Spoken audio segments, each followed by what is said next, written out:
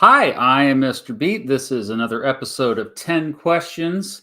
And if you don't know what that means, like if I'm speaking gibberish to you right now, that just means that we ask each other 10 questions. Who are we? Well, a special guest I have on. And the special guest this time around is Chris from Vlogging Through History. I was supposed to pull up his bio, and I had it all planned out, and I forgot to do that. So I'm just going to go off the cuff here. Chris, let's see. I've been following his stuff for a couple years now. Let's see. It would have been early, I believe, 2021. And I think the first video I saw of his, he was reacting to one of my videos because that is kind of the main thing he's known for. He's somebody who knows a lot about history, especially American history, military history, European history, a lot of history. And he reacts to history videos out there. But he also makes original content, which a lot of folks don't realize. High quality content. I've gotten to know him ever since reaching out to him first a couple years ago. And he is here tonight. We're going to ask each other 10 open-ended questions to hopefully lead to a very fruitful and engaging, entertaining conversation for you all to tune into. So please give a warm welcome in the chat to Chris from Vlogging Through History. What's going on, everybody? Hey! Okay. An audience of one. You're supposed to applaud back there, Beavis and Butthead. Okay. Yeah, cool. Oh, yes. Oh, man, that's my generation too, man. Grew up with Beavis and Butthead. Love those guys. Does everybody know your last name? I was like, I stopped myself. I've mentioned it enough. It's Okay. it's not anything I like hide from anybody. No. Yeah, because some people are weird about that online. They want a little bit of separation. Okay. Well, whatever. You can Google his last name. So yeah, if somebody, I want you also to introduce yourself because, I'm sure that was not a good enough job. So like, if somebody is watching right now or listening and they have no idea who you are, how would you explain your YouTube channel to them? Yeah, so I started my YouTube channel as the intention was to make historic site content. I was going to visit. I was already doing it. I had a gaming channel, and I would put little vlogs from history sites when I was there. And eventually I figured out the YouTube algorithm doesn't like it when you do completely weird things like that. So I started vlogging through history to vlog my visits to those sites. Well, right about the time I started the channel was when COVID hit, so I wasn't traveling at all. Yep. So then somebody suggested I do reaction videos to historic content and just kind of talk about what they get right, what they get wrong, give more details, those kinds of things. And I did that, and it took off like insane. Like within the first month, I was getting like 1,000 subscribers a day, and I'm like, all right, maybe people like this kind of stuff because I never dreamed that's what I'd end up doing. So I do a lot of that, but the passion is the historic site videos, and I'm starting to do some more original content even from the studio. But the reaction videos are what make it possible for me to do that other stuff. So I'll probably always do both. Yeah, no, I have videos I feel almost obligated to make that kind of, that's what people click on. Fortunately, I do enjoy those, but yeah, I feel like anytime I make a president's video, I'm doing that to like, get people who typically wouldn't watch my stuff, kind of reel them in, but also my compared series, because a lot of times people who watch my compared videos are people that are from those places I talk about. And then there's some of them stick around, like, oh, this guy, I guess I like him. I guess he's okay. But yeah, like my bread and butter is just political history. I love all political history, especially at the federal level, but I wish I did more local stuff. Yeah. Okay. Oh, something. I just saw this pop up. This is related to one of my questions I was going to ask you. Oh boy. So I'll go ahead and put it up here. Been a big fan of both of you guys for years now. Are you going to debate the Electoral College? I'm not going to debate him, but we will discuss the Electoral College later on. Good. I'm not going to jump into it right away though. But thank you, Triffy Diffie for that. Oh, creepy PFP, by the way. Oh, and thank you, Kaiser Wilhelm II. Oh, Says hi. Yeah, we got thought the he big died in Kaiser Wilhelm. 1941. That's right. You know, a lot of time travelers in the comment section. So yeah, again, we will ask each other questions here. It kind of adds a nice structure too, because it kind of we would probably go off on really weird tangents otherwise. Kind of real. It kind of keeps us on track. And I always start us off, unless you really want to start us off. No, go for it. I wouldn't be offended if you wanted to. Okay, and I kind of start with the softball here. So it's clear that you are passionate about history, and I just wonder, like, why didn't you study history in college? Like, why didn't you pursue? Because you could have easily got a PhD and like been a professor with all your passion and knowledge. So I did study history in college. That was my degree. Your degree was in history? Yeah. Oh yeah. I majored in history in college. But you didn't do that afterward. No. I ended up going into youth ministry. Oh, and then I went back. It was part of Then your I went back minor. to school to get a degree in pastoral and Bible and theology. Once I had gone into ministry, but my intention when I first started my freshman year of college was to be a history professor. That was what I was going to school for, and I actually I got as far as doing like my student teaching and everything. And then I was the vice president of Fellowship of Christian Athletes at my school. I had been in high school as well. And so I started leading Bible studies on Wednesday nights on campus and just really kind of felt pulled in that direction. But I always had this love for history. And that was one of the reasons why I started the channel is because my wife and kids were tired of hearing about it. And I had no outlet for history. And, and I was doing a lot of family history and writing family history books and things like that. But I didn't really have an outlet for it. So yeah, I mean, I absolutely did go to school for that. And I have subbed a few times here and there. But no, I never went into teaching, and even thought about it a few years ago before this channel took off, thought about going back into it and maybe doing teaching, but then the channel took off. So I didn't need to. It would be okay. Well, somebody said your last name in there, so why not? It would be amazing having Mr. Mowry coming in as a substitute teacher. You would have been the best substitute teacher ever. Wow. I wonder if anybody's watching who's ever had you as a sub. Okay. I was a sub too, by the way. Before I taught, oh, nice. Because I got my teaching license during the Great Recession, perfectly timed. So 2009. Yeah, I was a little earlier than that, late 90s for me. So. oh, yeah. And I couldn't find a job. And so I coached tennis, but during the day I would substitute in all kinds of different districts. So I did that for a full semester, and I think it was really good for me. Yeah. It kind of forces you to like learn how to adapt to all kinds of different environments. But yeah, like you are a great communicator. That's what we do. We're communicators first and foremost it's like we have this secret knowledge that we don't own that knowledge. A lot of that we actually don't know. We just kind of discover along the way, just like everybody else.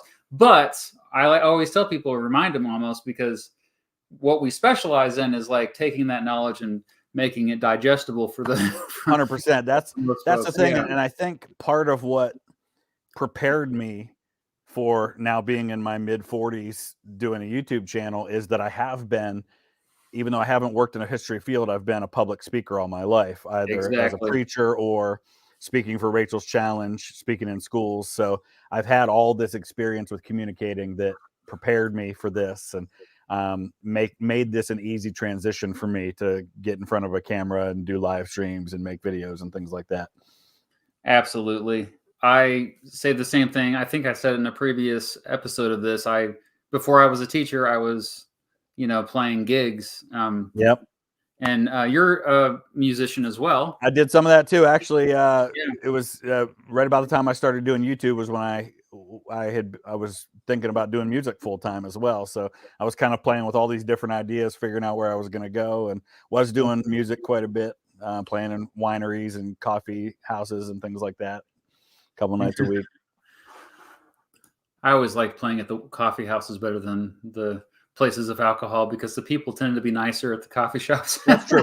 And the style of my music is more acoustic. Like I either play piano or just an acoustic guitar. And so it fits the cafe better than a place where a lot of people are drinking and can tend to get rowdy and things like that. They want a little more upbeat than what I can offer.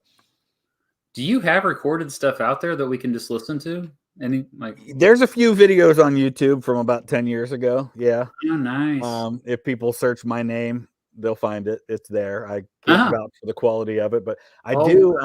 I recorded a CD 12 years ago with original music I wrote, and then was in the process of doing a second one, never finished it. And I was raised by my grandparents. My grandparents were in their 30s when I was born, so I mean they were my parents. They were young enough to be my parents, and they were the only parents I ever had growing up. And but my grandfather did music all his life, had bands, recorded things like that. So he had a recording studio at his house, and we recorded everything there. And then he passed away a year ago on the 29th of December. And so I have all of his equipment here now. And so I've got a right off camera here. I've got a recording studio set up now. So my daughter and I are going to start working on some music together. yeah, it's one of my goals for the new year is to do that more, because I kind of got out of it once because you know, you make videos and you kind of itch that scratch with creativity. We all have to be creative in some ways, and so being creative with the videos, you kind of neglect the other ways to be creative. And I've neglected the music for so long, but at the same time, I still miss it. I still so that's never gone away. A lot of people like who are musicians when they're younger, they're in bands. They kind of grow out of it and they're like, they move on. But I don't think, I just feel like I have all these things that are like, I have so many song ideas on this device that I'm like, do you get song ideas in really weird places and awkward times that you can't, like, there's no easy way to write them down or record them? And thankfully we have these now that we can do that, right? You can just kind of say it into a recording. Yeah. Oh yeah. It's never, it's usually when I'm walking. Actually, yeah, because like your mind wanders when you're. Mine's when I'm laying in bed and I'm half asleep and I don't, and like sometimes I'm thinking, did I just dream that, or how did that work out? So interesting. Yeah, when you. But what's nice about music too for folks like us is it's an outlet. It's a creative outlet that is not the same as what we do, like with YouTube, right? So it's something different because just like anything, when you do it as a job, as much as this, even though this is a job, it doesn't feel like one, right? It's a passion too.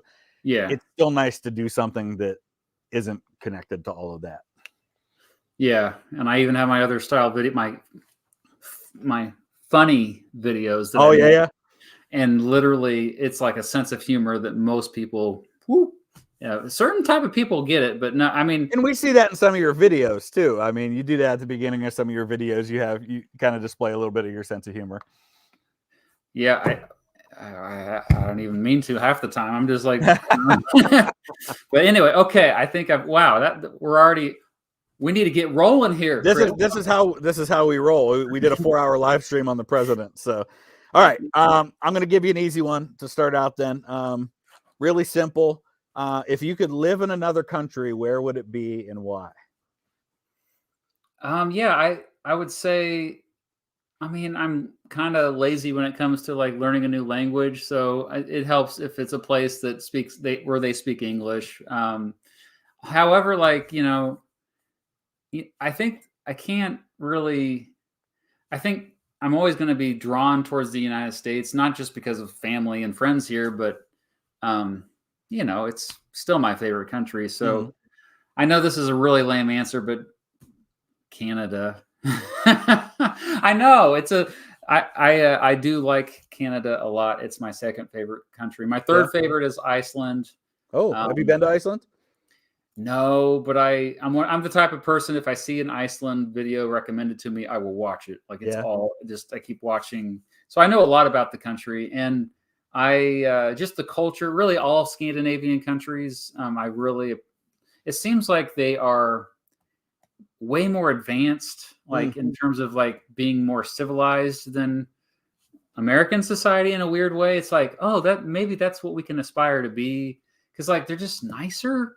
They're nicer human beings. And I'm just like, okay, well, something's going right there. They're doing it right somehow. So, and I know there's certain things that we don't want to that are at odds maybe of what they do. And I get it, but at the same time, and Canada is kind of a nice balance because like there's a little bit, they're kind of Scandinavian, but at the same time they're kind of American too. They're really like very similar cultures, obviously.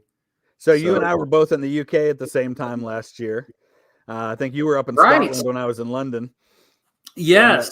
So what was that like for you guys? Was there any culture shock? Was there anything you were like, oh, this is really different than how we do things here?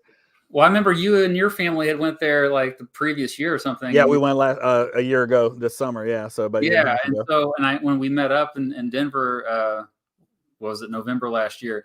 You were like kind of giving me some pointers and telling me about it, and you were spot on. Like, I think Scotland we really loved in particular, just because of the natural beauty of the place. But the problem with London was the American tourists that were everywhere, like just tourists in general. So it felt like you weren't really getting a good read. And so once we got out of London, we really started to enjoy things more, I think. And the main thing though is like, man, food was cheaper and better. Healthier. Healthier food. It tastes better. And to me, it was also cheaper because that was at the time when inflation was really getting bad in the United States, but it wasn't quite as bad, I believe, with food at least. Other things like gas prices was skyrocketing in UK, but not food.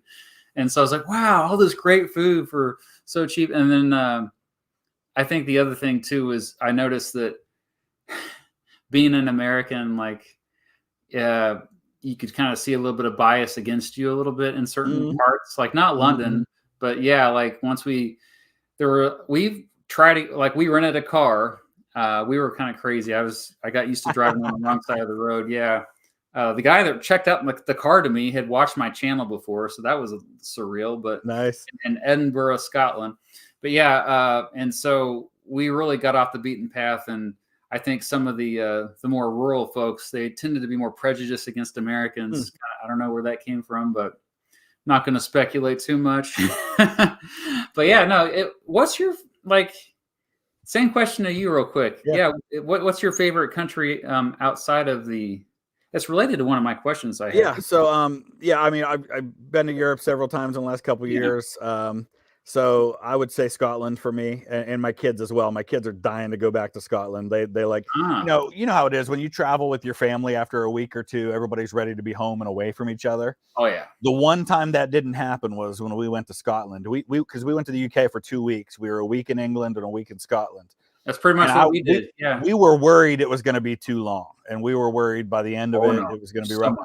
We got to the end of that second week. We were in Scotland and we were plotting for ways to stay longer. That's how much everybody was enjoying Scotland. So we would love to go back there. I think if I were to live somewhere, it would be that. On the mainland of Europe, of the countries I've been to so far, I would say Austria. I really liked Austria a lot. The food was the best I've had in Europe anywhere. The people were great. And of course, especially when you're in restaurants and hotels and anywhere in the service industry, pretty much everybody speaks English in Europe anyway. Yeah. I've only encountered a very small number of people that didn't speak English when I've been in Europe. We're so lucky. And I've tried to speak, German, and because I know some German, I know some French, but they would always just their English was always better than my German, my French. So they just would default to, do you speak English? And then we would speak English after that. But absolutely. The food's healthier. There's a reason you don't see nearly as many fat people in Europe as you do here. Portion sizes are smaller, all that sort of stuff. I think it's so important if you're able to, and I realize not everybody can, to get outside of your own culture and experience it, just to realize that not everybody does things the way we do. Not everybody thinks the way we do. And it's okay to learn how other people do things and think, man, that's a way better way of doing that than I would ever have thought of myself. So I couldn't agree more. My question actually was, I got a related question. So nice segue. My second question for you is so I know you travel a lot, both for your other job, which I assume you don't do as much as you used to, right? No, I don't. Just not because I could if I wanted to, but I just don't have the time. So yeah.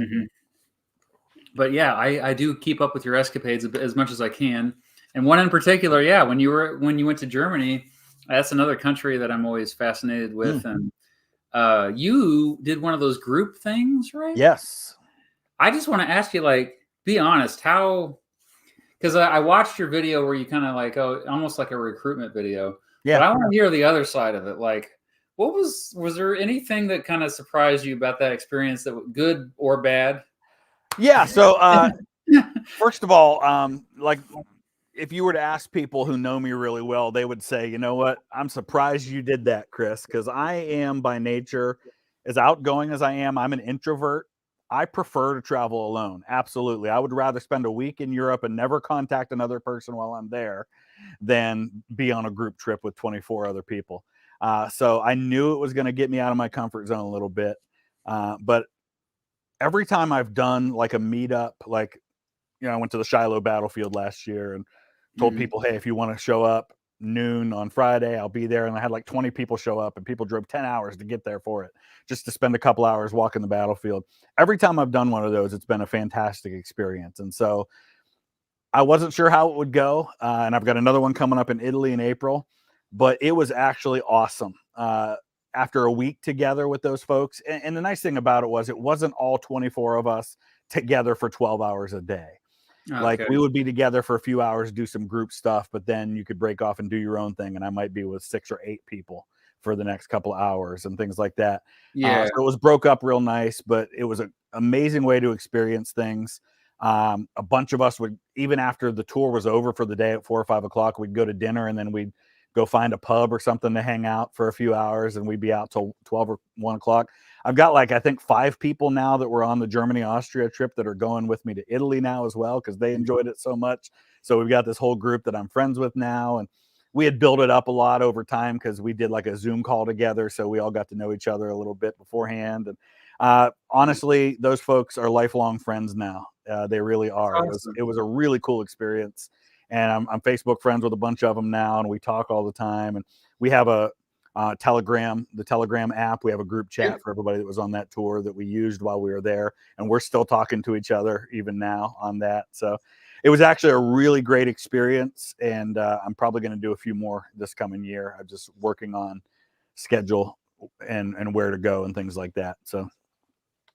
So, was it a lot of work for you to do that? Because I'm It thinking actually was not. So basically, this company, Trova Trip, and I know like they've Cynical reached out to me Historian. before, but we didn't respond to them. Yeah. So I know Cynical Historian's doing one, and Oh, that's History right. Yeah. Goes is doing one, and a few others. Um, but so they reached out to me. They told me how it worked. They had me put out a survey to everybody that they filled out, and the people filled out the survey to say like what their budget would be, what time of year they would go, and where they would want to go. And Germany was like right at the top of the list. So we picked that as our first trip. I made it available to patrons and members first, and 18 of the 24 slots sold out to our patrons and members. And as Ah, soon as it went live for everybody, within 3 hours, it was sold out. Um, awesome. so yeah, so I did very little work. I helped kind of craft the itinerary, which they have a preset itinerary, and then I could change things. So like, they had a Sound of Music tour in Salzburg, and I had them take that out, and we put Hitler's Eagle's Nest in instead for Oh, that, wow. which was Yeah. really cool. And so just little things like that. But then otherwise, I just showed up and hung out with everybody. They booked the hotels, the travel. They scheduled like some of the meals for us. All we had to do was show up, and we had a guy who was with us named Sammy, who was Yep. Belgian, who kind of handled all the details and would give us suggestions on where to go to eat, and took It's us just around like and showed us. It was it's like great. those student tours that I used to do with I did EF tours, and my daughter's doing one in the spring. It's a very similar Yeah. thing. They just kind of handle all the crap that's not very fun to as far as planning and facilitating the trip. Yeah, so So I might mean, it was a reconsider. little on the expensive side for folks for a week in Europe. Plus, you had to pay your flight. So that part I was a little hesitant about, because I hate asking people to Yeah, pay that much. But it sold out quick, and people had put that was their budget anyway. Because I could probably, if I did it all myself, could do it cheaper, but it would be so much work that I don't think I'd do it if it was under those circumstances. So, and I think we've sold 22 of the 24 spots for the Italy tour. So never been to Italy, so I'm excited about that one. It's going to be a lot of fun. yeah, awesome. All right, my turn. Yep. Let me pull up my list here. Okay. I'm going to ask this question like I was interviewing you for a job. Okay. As a YouTube content creator, What are your biggest strengths and weaknesses? Oh, I like that question. I think as far as I guess I'll start positive. Well, I'm just awesome. No, uh, I think no. I mean, I taught in the classroom for 12 years, Mm, and so I think that has helped me as far as learning how to break down complex concepts and historical events. To if you can teach a seventh grader something, a complex event, then you can teach anybody, as mhm, they say. And then like I also, before I was a teacher, I was in broadcasting, I was in radio mhm, and TV. And so I got good at editing video as far as like telling a story. Um, I think a lot of it is writing, though, honestly. Like I mhm, was always yeah. really good at with in ELA class, even though I didn't necessarily like literature that much, most literature. Uh, but yeah, so all those skills, I think I'm all right with. But yeah, as far as what I need to work on is weaknesses.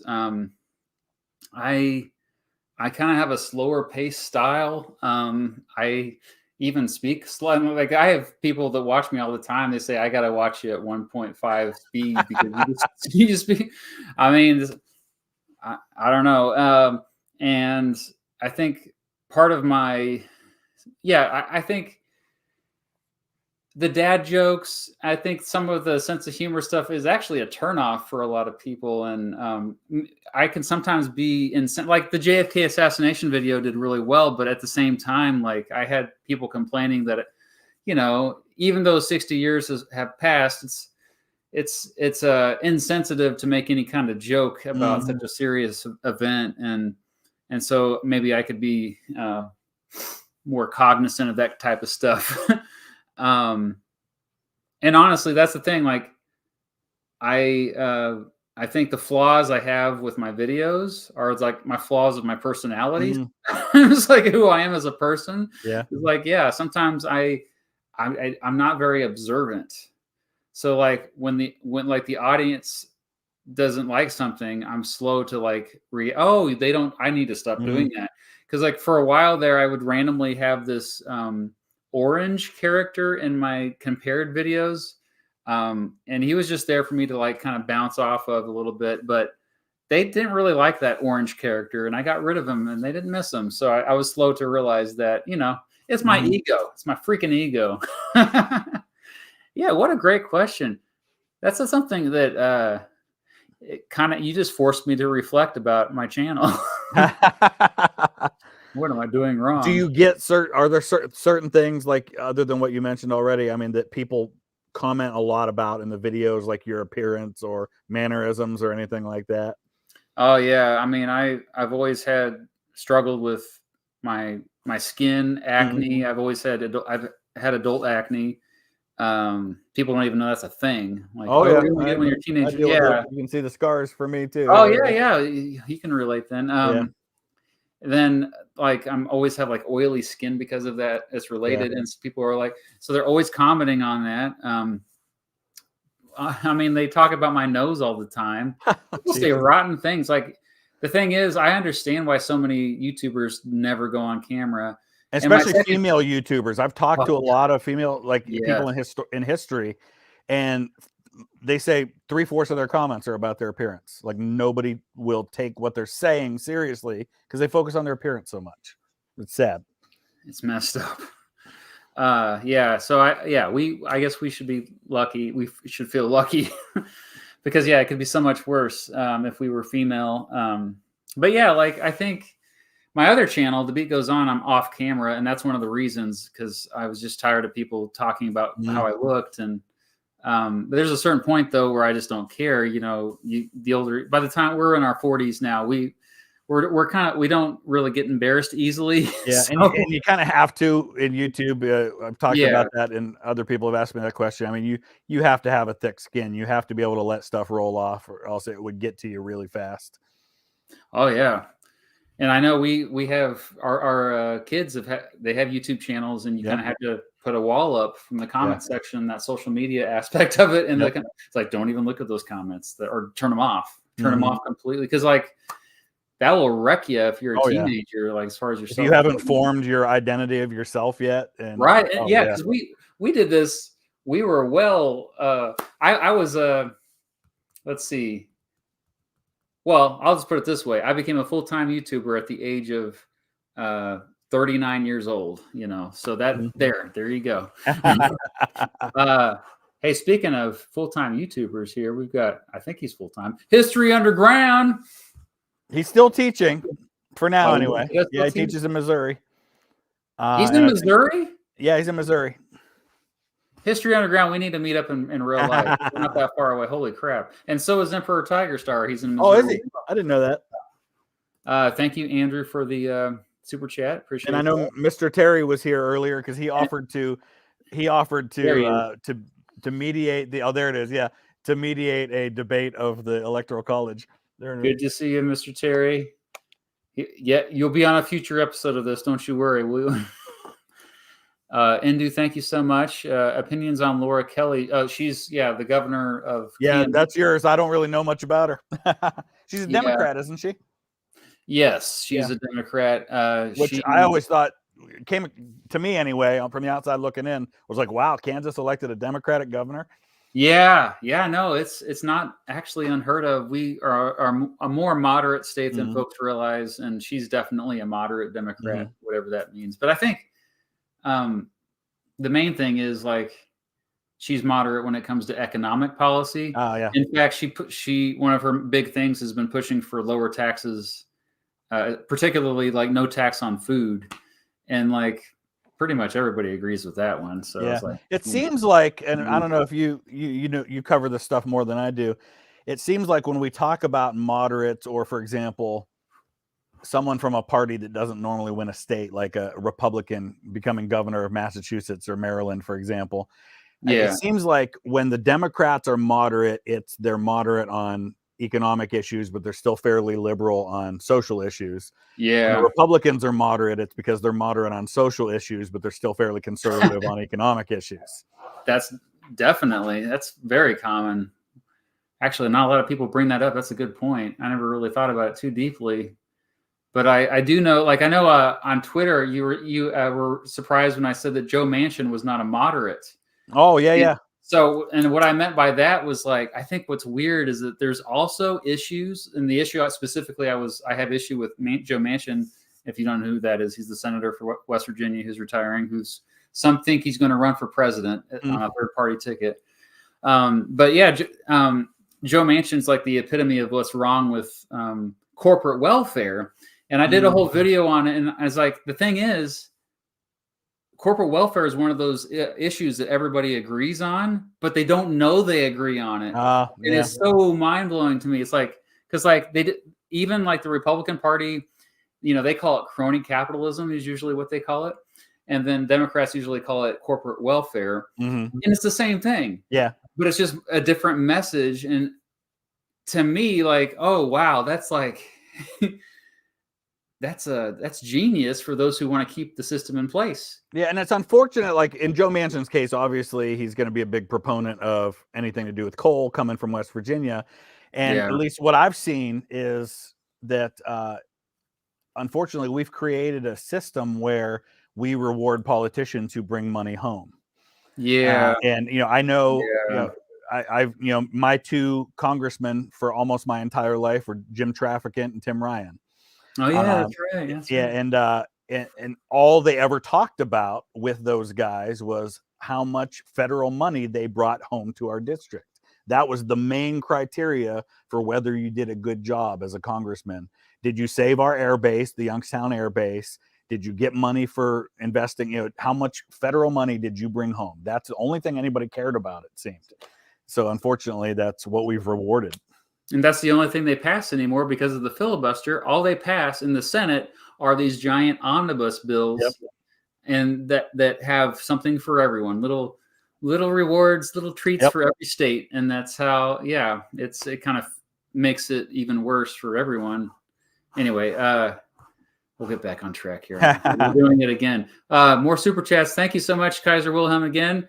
Mr. Nixon. You're not familiar. Okay, so I did a video a year or so ago where I looked online to see what people said about me on the internet. Oh, and God. there was a top 10 best channels about Indian history, the history of India. And it said vlogging through history is a YouTuber named Sam Nixon who does a lot of videos about Indian history, which I hadn't done any at that point. And so it's a running inside joke that I'm Sam Nixon, famous Indian YouTuber. But it had your picture up next to everything. And it said I was a YouTuber about it. Yeah, it was funny. That's awesome. Thank you, Briggs. Should have you on here as well. All my comments are about my age, like they're going to be. Yeah, he's like our age. Come on, you're not really old. I don't know how old he is. I don't want to. Me and my mom love you guys. What's your all's favorite historical figure? Oh, yeah. Do you want to go first? Go ahead, start talking. I'm going to go grab mine. Oh, okay. Yeah. No. As far as American, I don't have a prop. I think I'm, and I've been intimidated to make a video, but there's really two that stick out to me: Martin Luther King Jr. And Harriet Tubman. Oh, yeah. And I did you see the movie about her? Yeah, I think I talked to you about this. I was disappointed in it because I felt like it didn't do her justice. In fact, like they left out stuff that was incredible that would have made the movie so much better. For some reason, they left out cool stuff that she did. So I don't know. It just seemed a little bit slow. But yeah, I will eventually make a video about both Harriet Tubman and Martin Luther King Jr. I want to visit these sites where they actually did their thing, and that's part of the reason why I haven't made. I want to do them justice, like truly put a lot of effort into the videos. I found like when I made the videos about Dwight Eisenhower and George Washington, I was like, oh yeah, going to these presidential museums, like. Why didn't I do this before? Because I had president videos before. Like I had one about James Polk and one about Franklin Pierce. And it's like, man, it makes it so much better when you go there and you're interviewing folks. Anyway, who are yours? Who's yours? Oh, yeah. You got the same one in the background there. Yeah, we do. The exact same one here. How about that? Someone sent that to me. So there we go. We've got our screenshot that. Theodore Roosevelt bobblehead twins there. I just, not only because he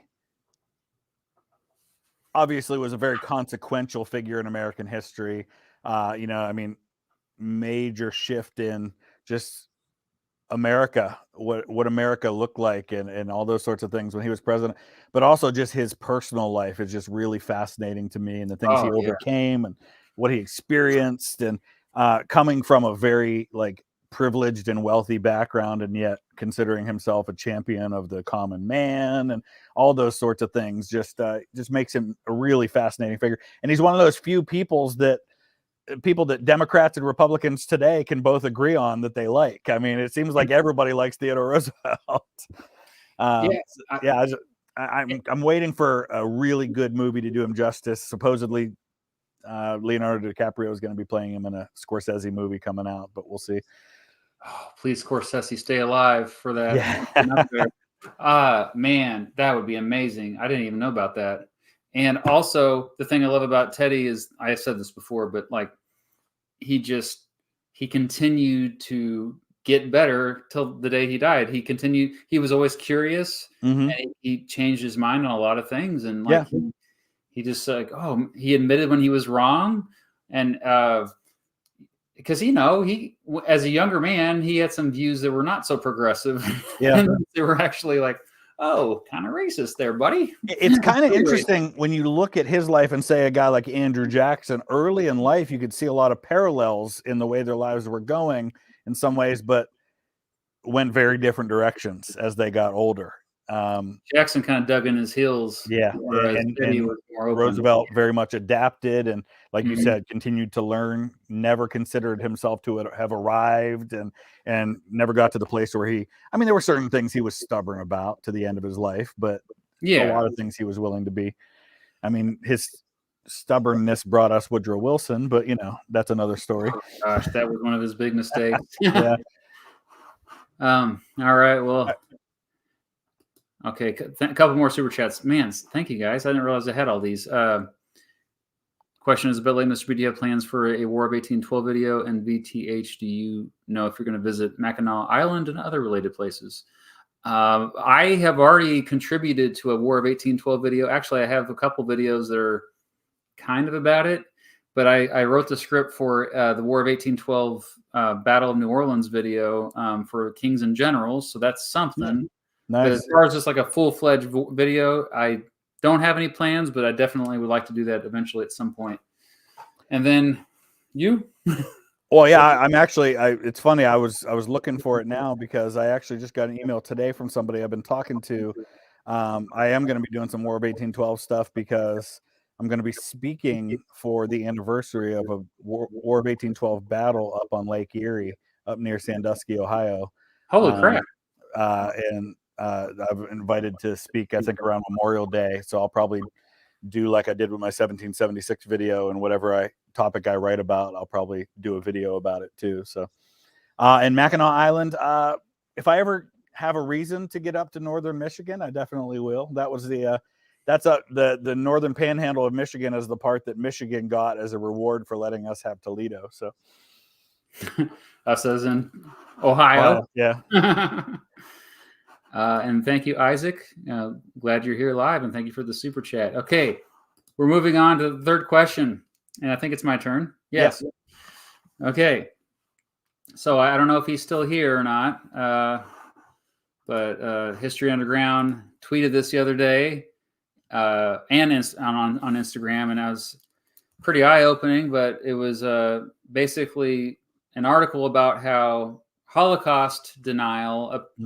Oh crap, I just age restricted this video by saying the word Holocaust. Yeah. But Holocaust denial apparently is on the rise. I mean, there's other articles I've seen, but it just on overall, there's just a general more ignorance, I think, now about the Holocaust compared to when we were younger. Like, yeah, I know we spent a lot of time in my world history and American history class learning about it. So my question to you, why is this happening, and what can we do to stop it?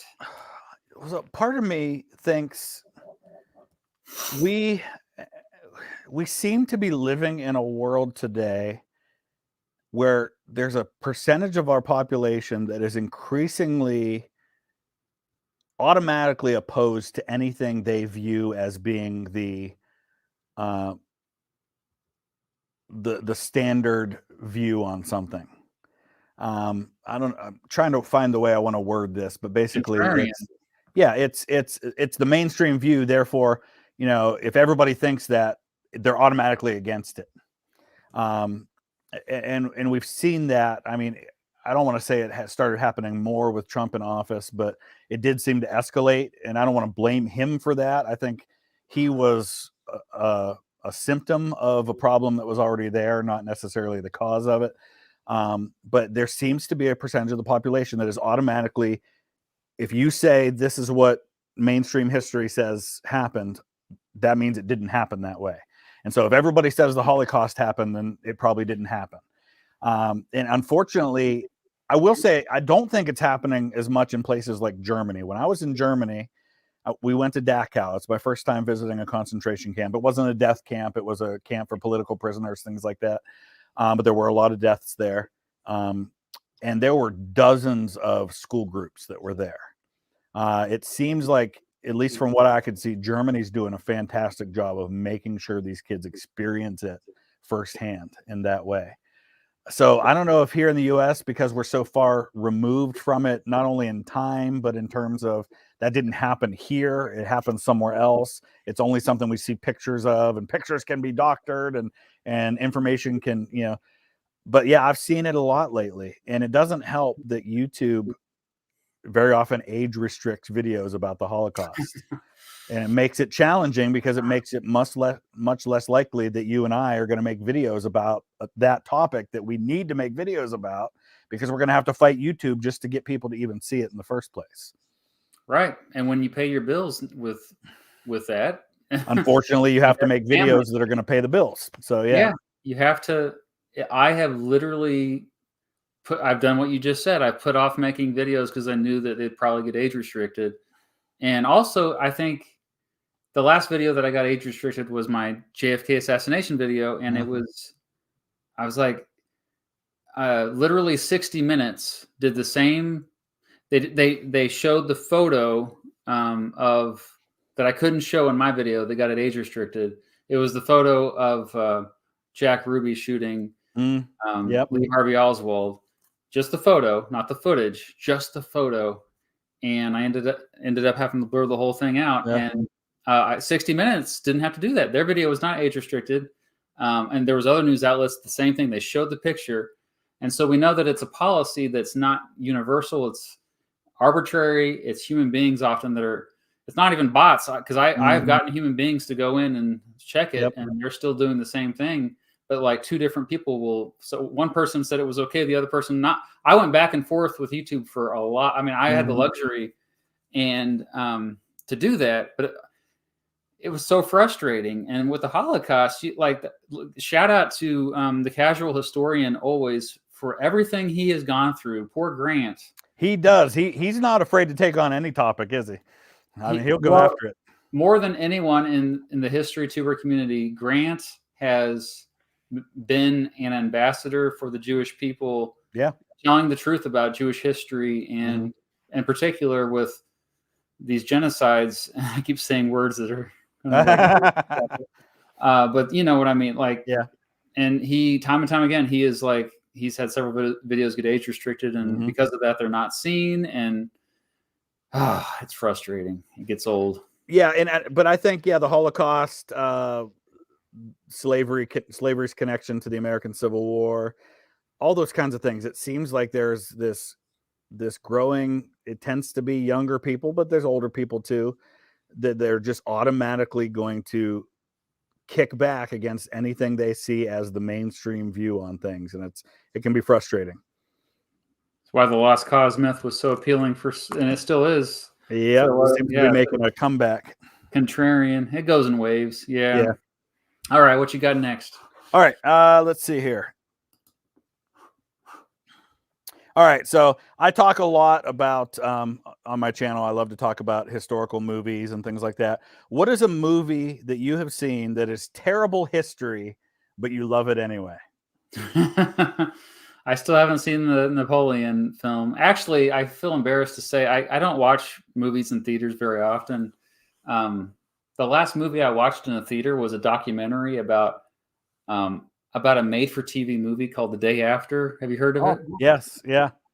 Oh yeah, and that was so good, and it's about nuclear bombs being dropped in the United States, in particular, specifically Kansas City, and then it was filmed in Lawrence, where I live. So yeah, anyway, every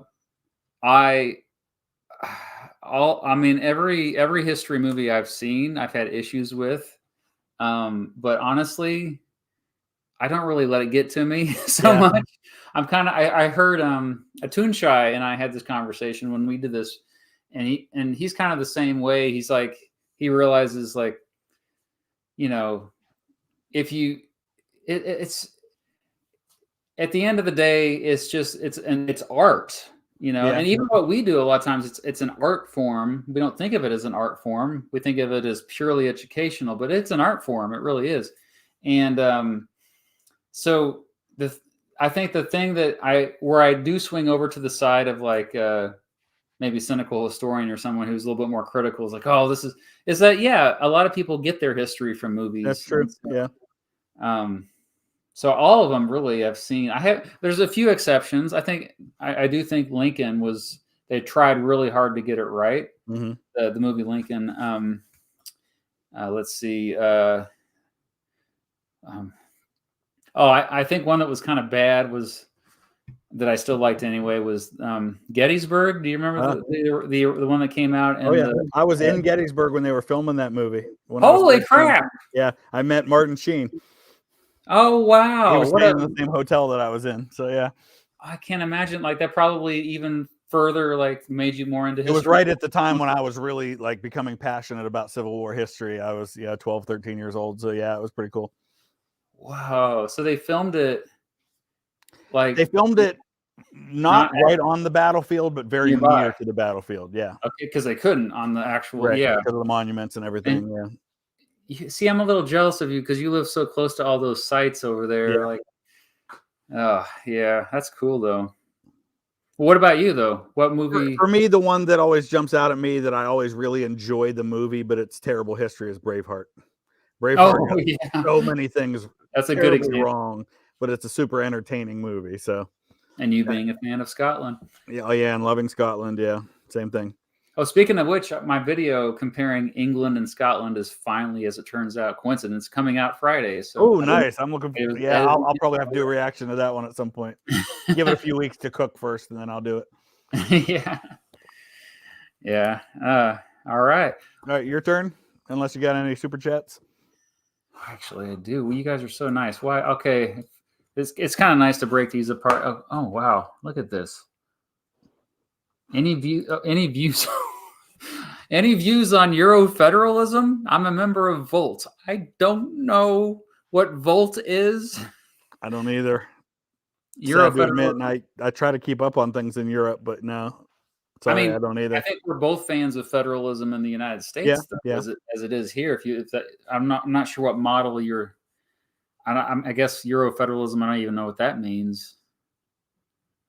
But, I wonder if it has something to do with like the EU and that sort of thing.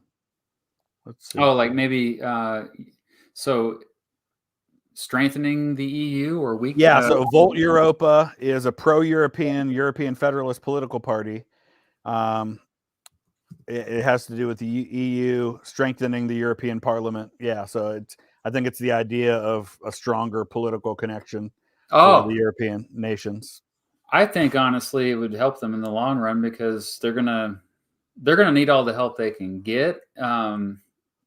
People don't think about population shifts. Like eventually, a lot of African countries and Asian countries are going to be the same level as. I mean, there's a whole book about it. I have back here. It's called The Flattening of. Like eventually, the technology will be even around the world. You won't see the wealth current trends go the way they do, and then after a certain point, the countries that will be losing out the most is the countries that are not growing in population because they won't have the human capital anymore. Yeah.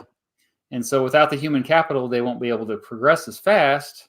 And these other countries will just take their place. And so don't just assume that. We always assume the United States will be the top superpower for the next millennia. Heck, history tells us that doesn't happen. So it does not happen.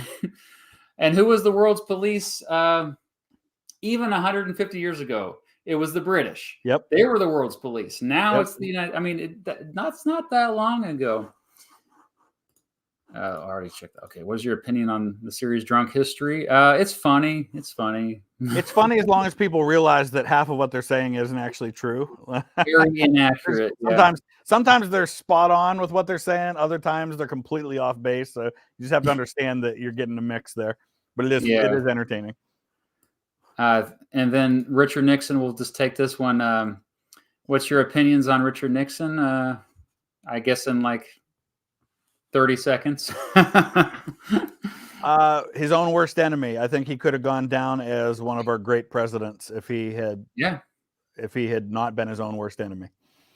I agree with that. And the older I've gotten, the more I realized there was a lot I could relate to with him, and I understand his mentality. I never thought I'd say that even 10 years ago. Yeah, like so. I think as time goes on, he will be viewed more favorably than he was in the immediate aftermath. He's one of those presidencies that I think will age better with time, as people focus less and less on the Watergate and the corruption and more on some of the other stuff. So, well, especially when we had Trump come in recent years, Trump has really changed my perspective on all the presidents. Oh my gosh, that's so true. Yeah. I just watched a video about it was a video of George W. Bush speaking. I don't know how it showed up in my timeline today, but it was the day after Barack Obama was elected, and it was Bush at the White House. Oh yeah. congratulating him and talking about, and all these people on there who were saying, I hated Bush when he was president, but man, now in the aftermath, I look back and he was such a statesman. People's perspectives have changed dramatically on things like that. Still technically a war criminal, but yeah, exactly. Yeah. And like, he was a good guy. I think the thing is that term, I'm going to make a video about this actually, but like how that phrase is often thrown at world leaders, war criminal, when I think that's an oversimplification. I think it does more harm than good to have these labels, because when you're in a position of power like that, it's not like that's what you envision is going to happen. When you make a decision, you're not often anticipating, oh, 1 million people are going to die by me making this one decision. Yeah. I'm sure honestly, if we apply that label, any president who has overseen a time of war in the last 150 years of American history would be a war criminal. Franklin Roosevelt, I mean, we firebombed German and Japanese cities, intentionally targeting civilian areas. If that's not being a war criminal, I don't know how you could label George W. Bush that way and not somebody like Franklin Roosevelt or Harry Truman or Richard Nixon or Lyndon Johnson. And that's why Calvin Coolidge was so great, because he was not a war criminal. Good job, Calvin Coolidge. Okay. Back to my next question. How do we transition from this? Okay. I do have some heavier questions in here. Okay. Like, I think I'll save the Electoral College for towards the end. Okay. They say, which, some people say the fastest way to learn everything is to learn history, to study history, be a generalist. It's kind of a shortcut. I tweeted one time, the fastest way to learn history, the fastest way to learn everything is to study history, but I think the fastest way to learn history is to study economics. Do you agree with that? Why or why not? Interesting. And you're talking to somebody here who is not nearly as into economics as you are. I know that's something. If there's one thing that's definitely true about our channels, you are much more focused on economics and politics, and I'm more focused on wars and things like that. So we definitely have a different interest in that way. So I don't feel like I'm speaking to this from someone who's in a position of authority to say. But I absolutely agree with the argument that everything can be understood through economics. I mean, if you look at any point, let's just take American history. Anything that's happened in American history, you can look at it through the lens of economics and understand why people took the positions they did. Slavery, for example. Slavery was a moral issue, absolutely, but it was 100% an economic issue as well. And it drove so much of economic policy in North and South. The American Revolution.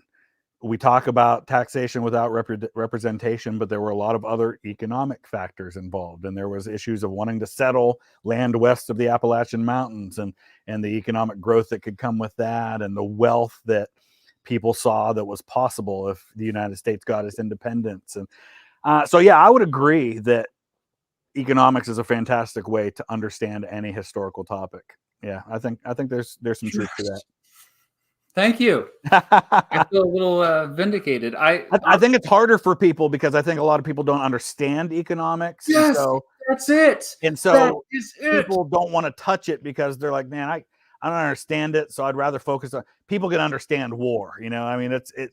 I don't want to oversimplify war because it's not a simple topic, but I feel like people can relate to that better. You're not making blockbuster movies about Adam Smith and the wealth of nations, which, by the way, I've been to his grave. It's in Edinburgh, Scotland, and my Airbnb was right down the street from it. So yeah, we went by it too. I love Edinburgh so much. Yeah. So I think it's a big issue of just, it's a topic people don't understand. They don't want to take the time to understand. And so a lot of people just downplay it for those reasons. I got a lot of pushback from other history tubers when I tweeted that. I really triggered some of them, and I was, but the more I thought about it, I was like, I don't know if they have the same definition of economics that I do, because I think they were kind of like thinking about it through just like, oh, capitalism's good, blah blah blah, like that. Because when really all people just think, oh, economics is about money. I think that's one of the biggest misconceptions about economics. When really it's about scarcity. It's about the fact that everything runs out. Everything that helps us, everything that's good that I keep doing the air quotes tonight. How many times am I going to do the every time I do an air quote, take a drink of eggnog. Okay. But yeah, that the scarcity of the good stuff is why economics is even a thing. If we had an abundance of everything, economics would not even exist. And so I think a lot of people don't think, because what drives people ultimately more than anything, they don't want scarcity. They want to survive. Yeah. So they will do whatever they can. And what drives nations is getting those things that their people need. Why did we end up at war with Japan in World War II? We got into World War II because of oil. Because we were withholding oil from Japan that they needed to be able to fuel what they were doing. And we withheld that. It was an economic issue. Oh, thank you. I feel better about myself now. I can pat myself on the back. All right. My turn, huh? Not Europe, but you are up. Yeah. Okay. Let's see. What is the most important? Because you talk a lot about Supreme Court decisions. That's something you know a lot about. You just wrote a book about it. A little plug for your book there. Thank you. But what is the most important Supreme Court decision in history that people don't know enough about? The decision that people don't know. A decision that is super important, but not a lot of people know about it. Let me just see here. Let me give my You're welcome. This will be kind of nice because I picked 100 that I think are the most important.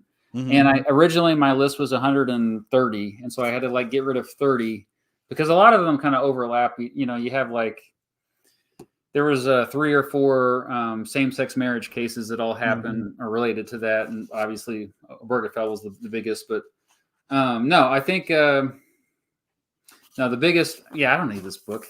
The biggest, by far, the most important Supreme Court case in American history was Marbury v. Madison. Yep. Yeah, because judicial review, right? Yeah. Yeah, because all the other cases wouldn't even have happened. True. If it weren't for they gave themselves this power essentially.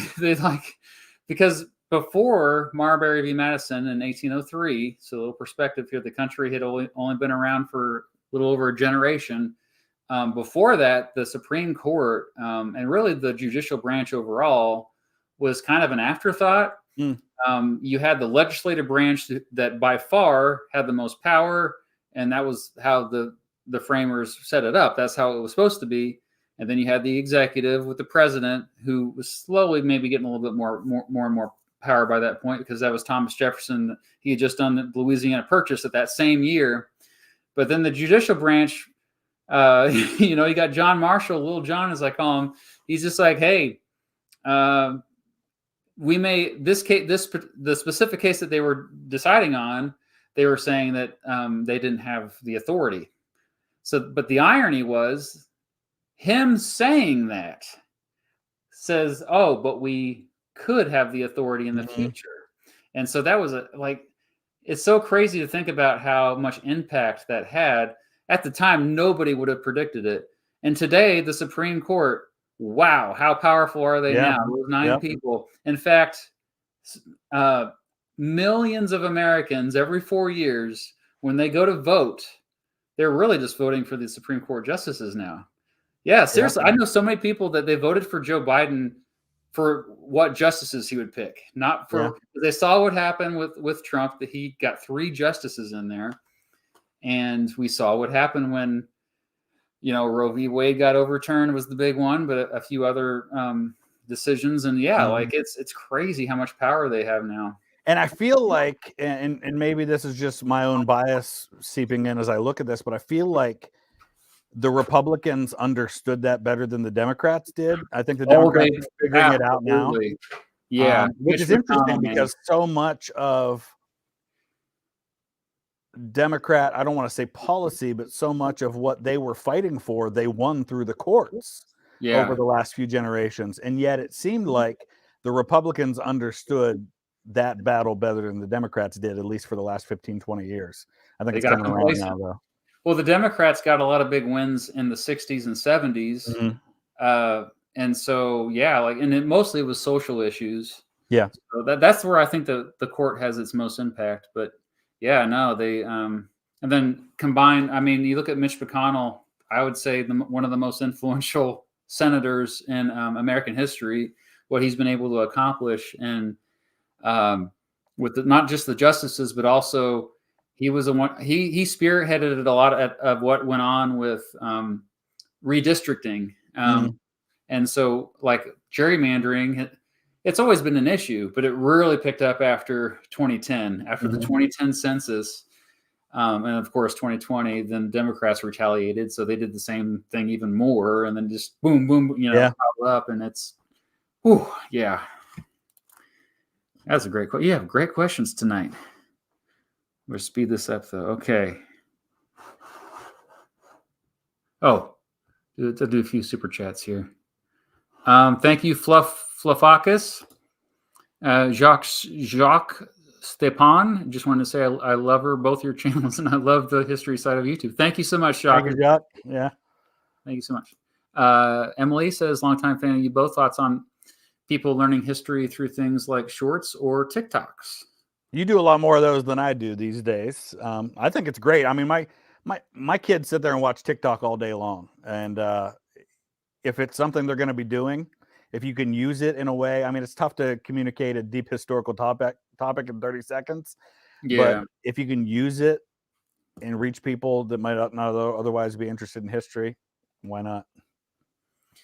Yeah, at first I was kind of hesitant to do it, but yeah, once I started the ball rolling, especially because my first few shorts did not do very well, but I kind of figured it out, like a formula, and you kind of know exactly, you just plug in like what you can fit in a minute. And now TikTok penalizes you if you have a minute short, because I just post the same thing, and so TikTok I don't make any money from, but occasionally I'll hop on and do a live there, and that's cool to have the interaction. But no, like on YouTube, I don't make much money from those shorts. But the thing is, a lot of them bring in new subscribers, and those subscribers will stick around for the longer form content. And I keep telling other history tubers this, like, no, trust me, they'll stick around.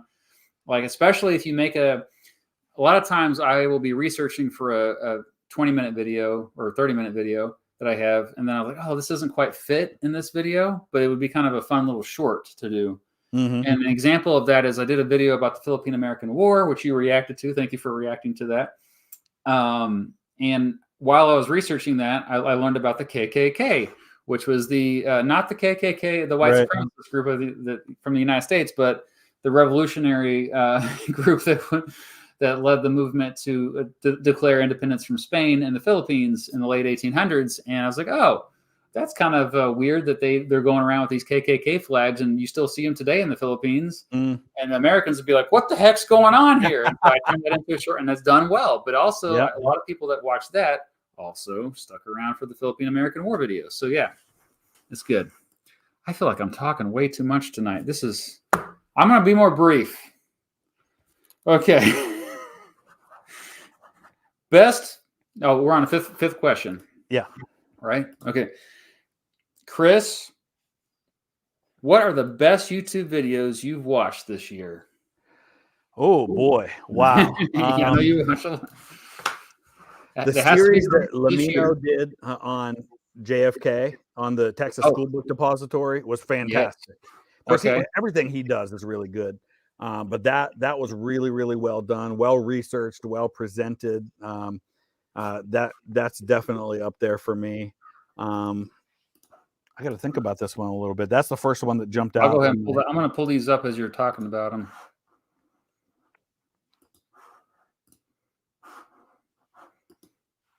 Yeah, that was a really, I actually, because you just went there too. Yeah. Yeah. Well, the thing is, the only criticism I have of this is that it was just a little bit too much. Like, we didn't have to get all that testimony. But I think because he was focusing on one specific topic, he went deep dive on everybody connected to the School Book Depository. It's still really engaging. It really sucks you in, and I agree. It's one of the best videos I've seen in a long time. Okay, are you still looking? Because Yeah, while you're looking, I'm looking back because I usually do. I haven't started working on it, but usually at the end of the year I'll do something about like my favorite 10 videos that I did a reaction to throughout the year. Okay, well, while you're doing that, I have a Yeah, go ahead. couple. Channel 5 is a channel I watch a lot, and he has just released a couple of San Francisco videos. Most of them I watch on my personal account, so you're going to say, "Oh, he didn't actually watch it." No, this one came out just 3 days ago, and it's about a harm reduction.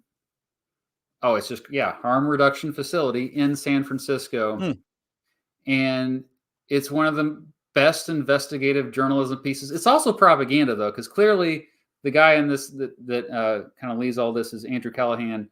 He clearly he's trying to like promote a message, but despite that, this is what journalism should be, and we're not getting it in a lot of corporate media. And so it's a breath of fresh air. What's even better than the harm reduction facility video is the video he did a couple weeks ago, which is called San Francisco Streets. And he'll put in like news clips from local media outlets, but then he's out on the streets with these people. He's interviewing people that are addicted to drugs. He's interviewing people that work at these harm reduction facilities. You're hearing their stories and you're getting a completely different perspective than you normally get. And so I highly recommend.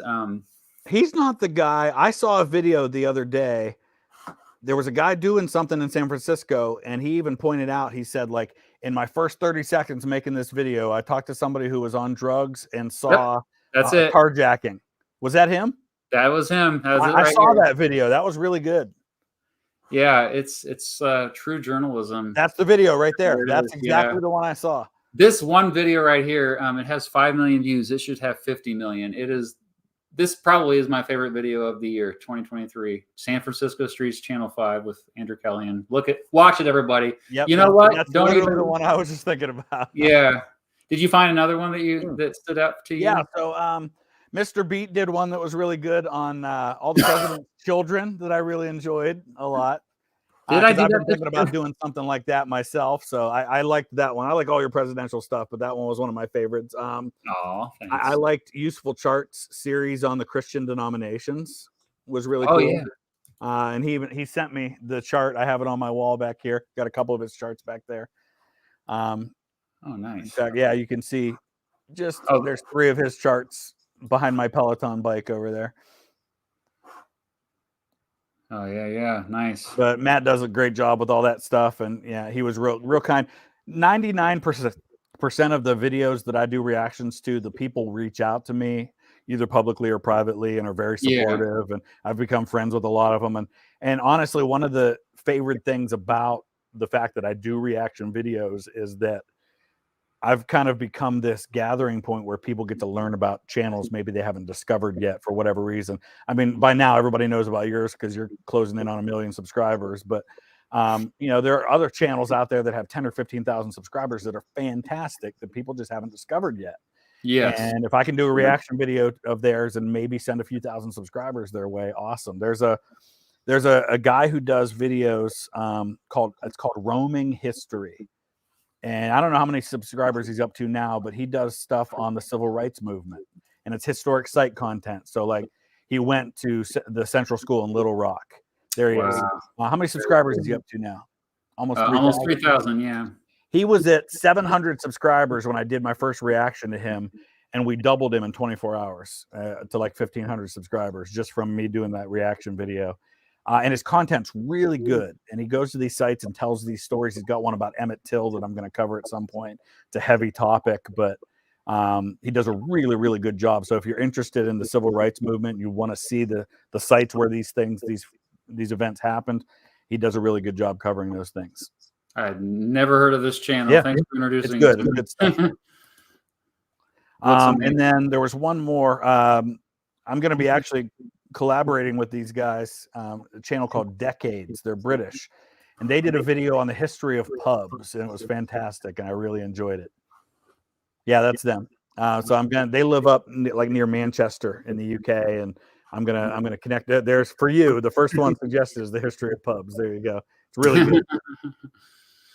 All right, I'll watch that later and subscribe to him now. I like that you do. Actually, you partially inspired me to do that one live stream where I was trying to like give shout outs to a bunch of smaller history. Oh yeah. There's so many now. The community is so big now. It's wonderful. It's a wonderful problem to have all this content. It's too much content. But yeah. Something. All right, I think it's my turn, huh? Yes. Before I get sucked into watching this. Well, this is actually similar to what you just asked me.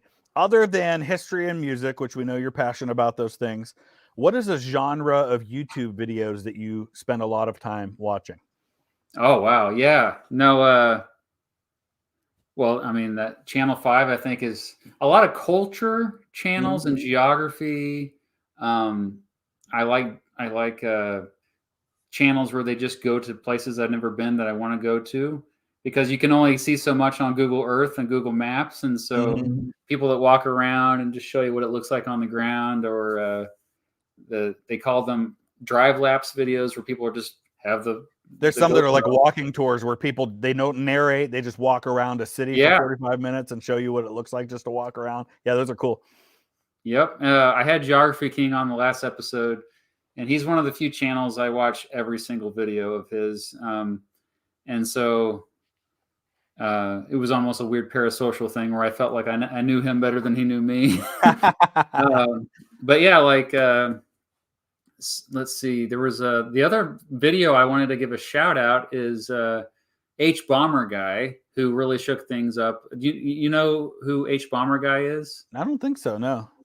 He only releases like one video a year these days, but he did one about plagiarism.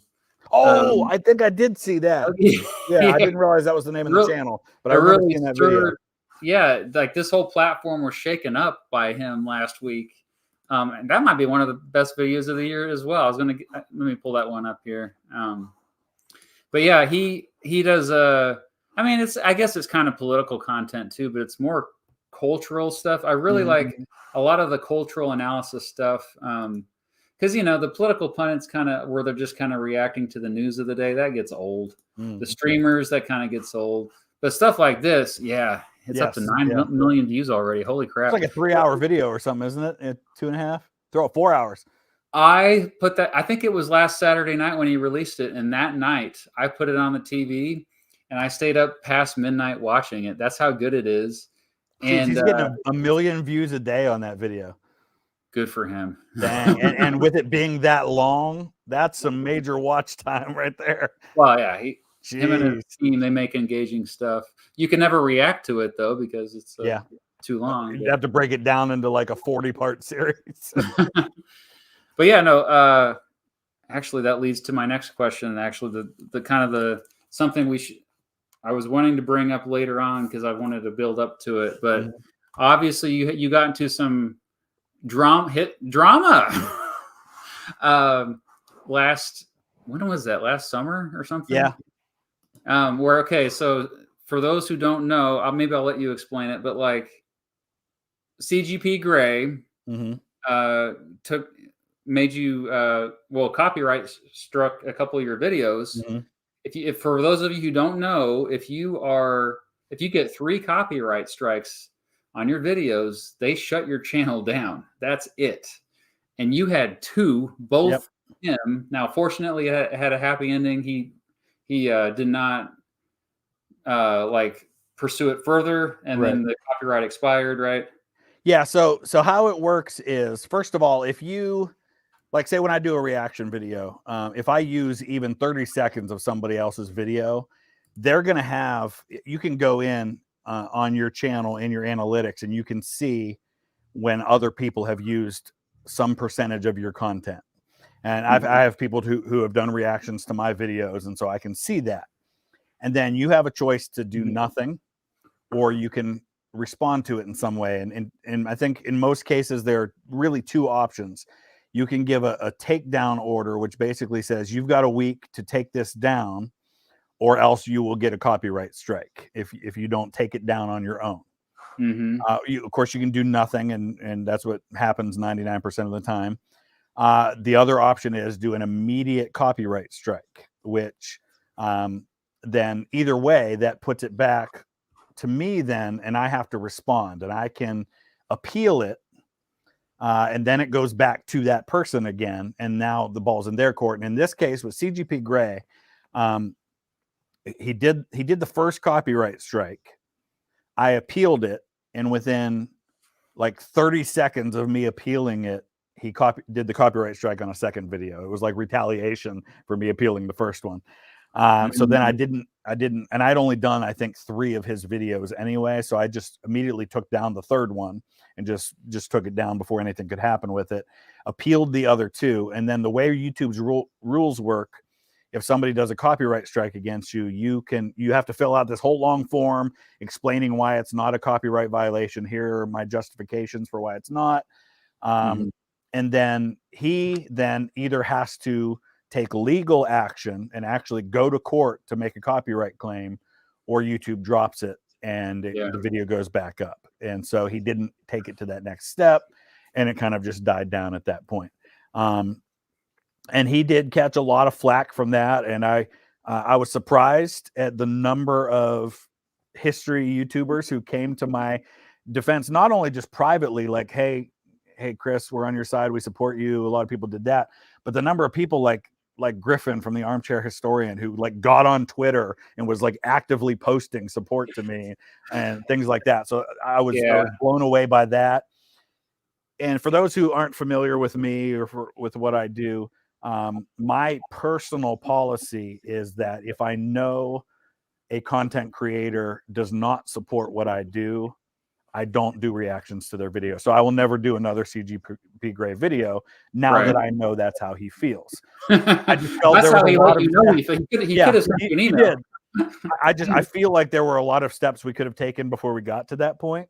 Yeah. Same thing with Lamino. Lamino is a phenomenal content creator, and I've done reactions to a few of his videos. He's never taken any action against me. He's never done a takedown or a copyright strike, anything like that. But he made a video a couple of months ago where he expressed how he felt about reaction videos, and he is not a fan. And I saw that, and even though he never did anything against me, I won't do any more, just out of respect of his wishes in that way. Same thing with Knowing Better. Knowing Better, I've had the chance to meet personally and talk to him. People ask me all the time when I'm going to do reaction to his. I won't, because I know he doesn't like it. And I'm fine with that. I will respect him for that, and I have no issue there. I haven't even asked you my question, but yeah, you already answered a lot of it. No, like, okay, just a little bit of background with where I come from with this, because I was hearing both sides of it from all over, and I was like, I became a fence sitter because I was like, I can hear the arguments on both sides are good. Like, originally, I was like heavily on your side, because it's like, as long as the creator's okay with it, it's additional exposure for the person making the videos. And so, well, Mike, okay, let me just ask you the question first. Like, did this whole experience, because I know it was a lot of, like, there were other YouTubers making videos about this, and like every day I saw you were like, I remember one video you were in your car, and I could tell you were stressed out by this whole thing. And I was like, that was when it first happened. I was at Walmart and I got the notification, and I made a video right there in my car at Walmart. Yeah.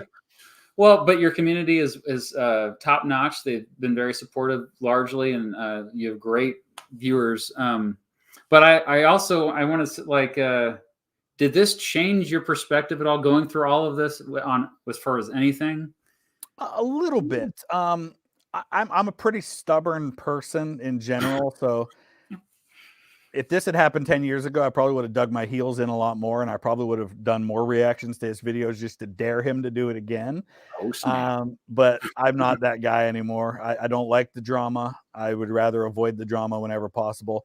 For those who aren't familiar, I mean, reaction content is obviously a big debated topic on this platform, and there's such a variety of it, right? Because there's a lot of people who just do like basically play a video and like they'll go grab something to eat while it's playing and that kind of stuff. And that stuff to me is never okay. And if I'm doing a reaction video and I don't feel I can add something of value that isn't already in the original content, I'm not going to do it. To me, the original video is my textbook as a teacher, and I'm using that as a discussion starter to springboard into additional, not even necessarily always deeper, because like your videos are already very deep. And so it's not like I'm having to provide information that you're missing, but maybe talk about some parallels and maybe make some connections and think about, because we all can get tunnel vision when we talk about a topic. And there are going to be things I'm going to think of about that topic you wouldn't. There are things you're going to cover that I wouldn't think to say. Yeah. So if it gives us a chance for more discussion, then great. And legally speaking, technically speaking, I don't have to have an original content creator's permission. Right. If it's considered fair use, which there's a debate about what that means. Yeah. We can have that discussion. But if it's considered fair use, you don't have to have permission. But it's a personal preference for me that I don't want to intentionally antagonize people who don't like what I do. There's enough content creators out there who are supportive of what I do that I don't need to go making trouble for them or for me. If people don't want me to, I won't do it. It's not a big deal. It really isn't. So yeah, you do add a little more hesitant. It did probably make me stay with content creators I already know a little more, and it made me more hesitant to jump out and cover new folks that I hadn't before, because I was afraid of that a little bit. But well, the arguments that got me more towards the middle, the fence, you're probably not surprised to hear, but just the fact that, you know, you make original content as well. Mm-hmm. And so, you know, it's hard to make original content. Yeah. I mean, when you're piecing it together, we're talking about dozens of hours of editing, of writing, research. And then, I mean, we could easily spend 100 hours on one video, just one video, if it's, you know, 45 minutes long a lot of times. And then somebody comes along and spends an hour doing a reaction video and gets right. Yeah. Oh, yeah. So it's 100 hours versus 1 hour of work. Yep. And so that got me more to the fence, so I can see that side of it. And I know CGP Grey and others, they do spend a lot of time on their videos. That's why they don't release that much. Right. Because of the animations required. But then, like, I also kind of, something that hasn't been brought up that's more towards your defense that I find myself also wanting to, like, because I haven't heard it, is that all of us kind of steal from, like, everything you're putting into your video came from somebody else's work that they did. Yeah. So CGP Grey, he's got a lot of views from flag videos. He didn't design any of those flags. He's reacting to flags that are already there, isn't he? And somebody actually told me that his flag video, like his rules for how he judged them, actually came from somebody else. Oh, easily. But he didn't even invent that. Yeah. So, I mean, and then all of us history tubers, the stories already are written. Right. We just have to, like, kind of fine tune them in a way that's more digestible to the viewer. But, like, so we have it easy. Mm-hmm. I think I have the most respect for the, you know, like the writers in Hollywood and that write TV shows. When you have, like, Vince Gilligan, to me, is one of the greatest creative minds of our generation. Yeah, like 100%. He's the creator of Breaking Bad and Better Call Saul. Vince Gilligan is a genius. Him and his team, credit to the whole team, because there's usually, they just come up with this from thin air. But even them, they are influenced by shows that came before. Like, and so none of us live in a vacuum. We're all influenced by everyone. But I guess, like, I don't know. I think what it comes down to is, like, some people are like, I worked my butt off. And you should have to work your butt off too. Yeah. That's literally what, because, like, I recently paid off my student loans. Nice. And people are like, and I know, I was that's the first issue I thought of, was the student loan thing. When it's you like, said well, that, I paid it off. So you have to pay it off too. Yeah. No. If they end up forgiving student loans, like, now, I wouldn't care. I'd be like happy for you. You know, the thing is, like, we want things to be easier, and the thing is, AI is going to be doing a lot of this stuff pretty soon anyway. Yeah. So we better be ready for it. Like, Yep. it sucks that some of us work a lot harder. But you have to come up with tricks, like to you reel people in with your reactions and their quality reactions. But then you also, you're like you said at the very beginning of this whole thing, your passion is going to these locations and filming, telling the stories on. Mm-hmm. So you've gotten viewers. Yeah.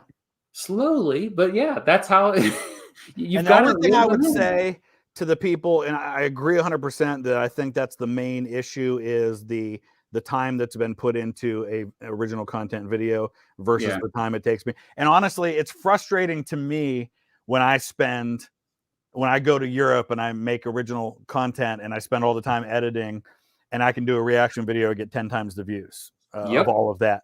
But I will say this to counter that a little bit. The reason I'm able to so effortlessly do a reaction video now is because of the 30 years that I spent studying this stuff in the first place. That too. So I have put thousands of hours into putting myself into a position where I can watch a topic that I've never covered before, and just without having watched it before or done any research, be able to do those reactions like that. So I guess that's one other way of looking at it a little bit. I was going to say, other people could just do that, right? They could just do it. And I say that to people when they say that. I'm like, well, if it's that easy, why aren't you doing it? You're an idiot if you're not doing it, if it's that easy. So, by the way, I react to history videos on Twitch every Monday at 9 every a.m. Monday, yep. I see the posts for those, yeah. And you're partially the reason. Shout out to Mr. Terry as well, because like he's the godfather of history reaction. That's right. He did it before you. Yeah. Yep. Okay. Well, all right. Is it my turn? 1, 2, 3. Oh, that was such a. Yes, it's your turn. We're still on the sixth question. All right, here we go. If you could go, this is a little different than anything. Mr. Terry says, haha. If you could go back in time and have a conversation with 16-year-old Matt Beat, what would you say to him? You're an idiot. Yeah. Yeah, I said this before in another live stream at some point, but I really don't think I get along with my younger self. I was much more bigoted back then, and like, narrow-minded as far as I thought I had everything figured out, and so it's hard to teach humility, but I think I would try to like put my younger self into I mean, that's what you were saying earlier, as far as like traveling to other countries and like experiencing different things as much as possible, because I think that's at the root of most problems in the world, is a lack of empathy. And when you have a lack of empathy, you dehumanize groups of people. When you dehumanize, it's all over. Like, that's just going to lead to all the wars and stuff. So, so yeah, I think I had that back then, like when I was 16, I had never even, well, fortunately my parents did travel across the country. We took vacations and stuff, but I did have a fairly fundamentalist upbringing. And so I think something that opened my eyes more than anything was just getting away from home and kind of seeing the world, traveling. And, when I was in college, it was the first time I had friends who had a different religion than me, or different skin color than me, or political beliefs than me. Like, it's amazing when people are, and it's easy to be in a bubble when you're younger. So I would just, that's actually one of the first videos I made, was just how to get out of your bubble, because I feel like a lot of us are trapped, and we don't even, it's not our faults, but because of social media is only part of it. It always gets blamed for everything, but just even without social media, we don't even know our neighbors half the time. We don't leave our houses. We watch what we want to watch. We talk to who we want to talk to, because we can. And man, if I had a nickel for every time I told somebody that I was a conservative Christian, and they got to know me and they were like, you were nothing like I expected. Because they had in their minds, we judge everybody by the loudest people on social media. and we think that those people represent all people. And then I meet people and they're like, "You're a Christian? Really? You're a pastor?" I'm like, "Yeah." "Well, you're nothing like I expected." "No, because you think that all of us are like the really loud, obnoxious one that says those really controversial things on social media." Yes. And so, yeah, getting out of your bubble and actually getting to know people who think differently than you. You know, I went 35 years without being able to say that I knew personally a single Muslim, not one. I don't think that I'd ever known one more than to say hi to them. And then I actually got roomed with a guy who was a Muslim, who was a new presenter for Rachel's Challenge. And here I was, a Christian pastor, reading my Bible on my bed, while my roommate was over on the floor praying to Mecca. And I'm telling you, we could not have gotten along better. He was one of the most phenomenal people I've ever met in my life. We were total opposites religiously, our background, everything, and we got along great because we didn't judge each other based on the stupid people that you see on social media. We judged each other on who was in front of us. Yeah. Yeah, and even the people on social media that are loud and obnoxious are only that way because they know it gets them attention. Yep, 100%. I've been guilty of that, sometimes trolling people just because I know it will. But I also like, I get a lot of satisfaction out of like making people uncomfortable. To me, one of my pet peeves is people that are so comfortable and confident with their beliefs. And as a teacher, that's what oftentimes we're playing devil's advocate, because I found myself as a teacher oftentimes like the kids would agree with my political beliefs. And I was like, this is not good. I do not want my students to have the same political beliefs as me. And so I would find myself arguing, like saying kind of out there things. And actually, I'll never forget how doing that actually led me to change my mind about the atomic bombs on Hiroshima and Nagasaki. I used to be a firm, like it was the most evil thing ever. I used to be far in that camp, and I came well over to. I'm still on the fence, but I didn't. Let that experience change me a lot, because like me playing devil's advocate then got them thinking, and then they ended up coming with arguments that were even. Oh, I had never even thought about that before. So. Yeah, I think I've definitely my political views have, and my views on things in general have definitely softened the older I've gotten. Like you said about being hard-headed and knowing everything at 16. Yeah. I've always been conservative. I'm the least conservative I've ever been at this point in my life. I think most people actually become more conservative. Yeah. People tend to get more conservative as they get older. I've actually gone the other direction. Yeah. Well, but what I think it is, though, and I think there's certain things people become more conservative on as they get older, and they just, because they're tired of, I'm done. But at the same time, like even my grandparents who are in their late 80s, like I think they've adjusted to modern society better than I. Like, will I adjust if I make it to 90 years old, will I be okay with what the kids are doing these days? I wonder that, because that you just kind of have to keep an open mind.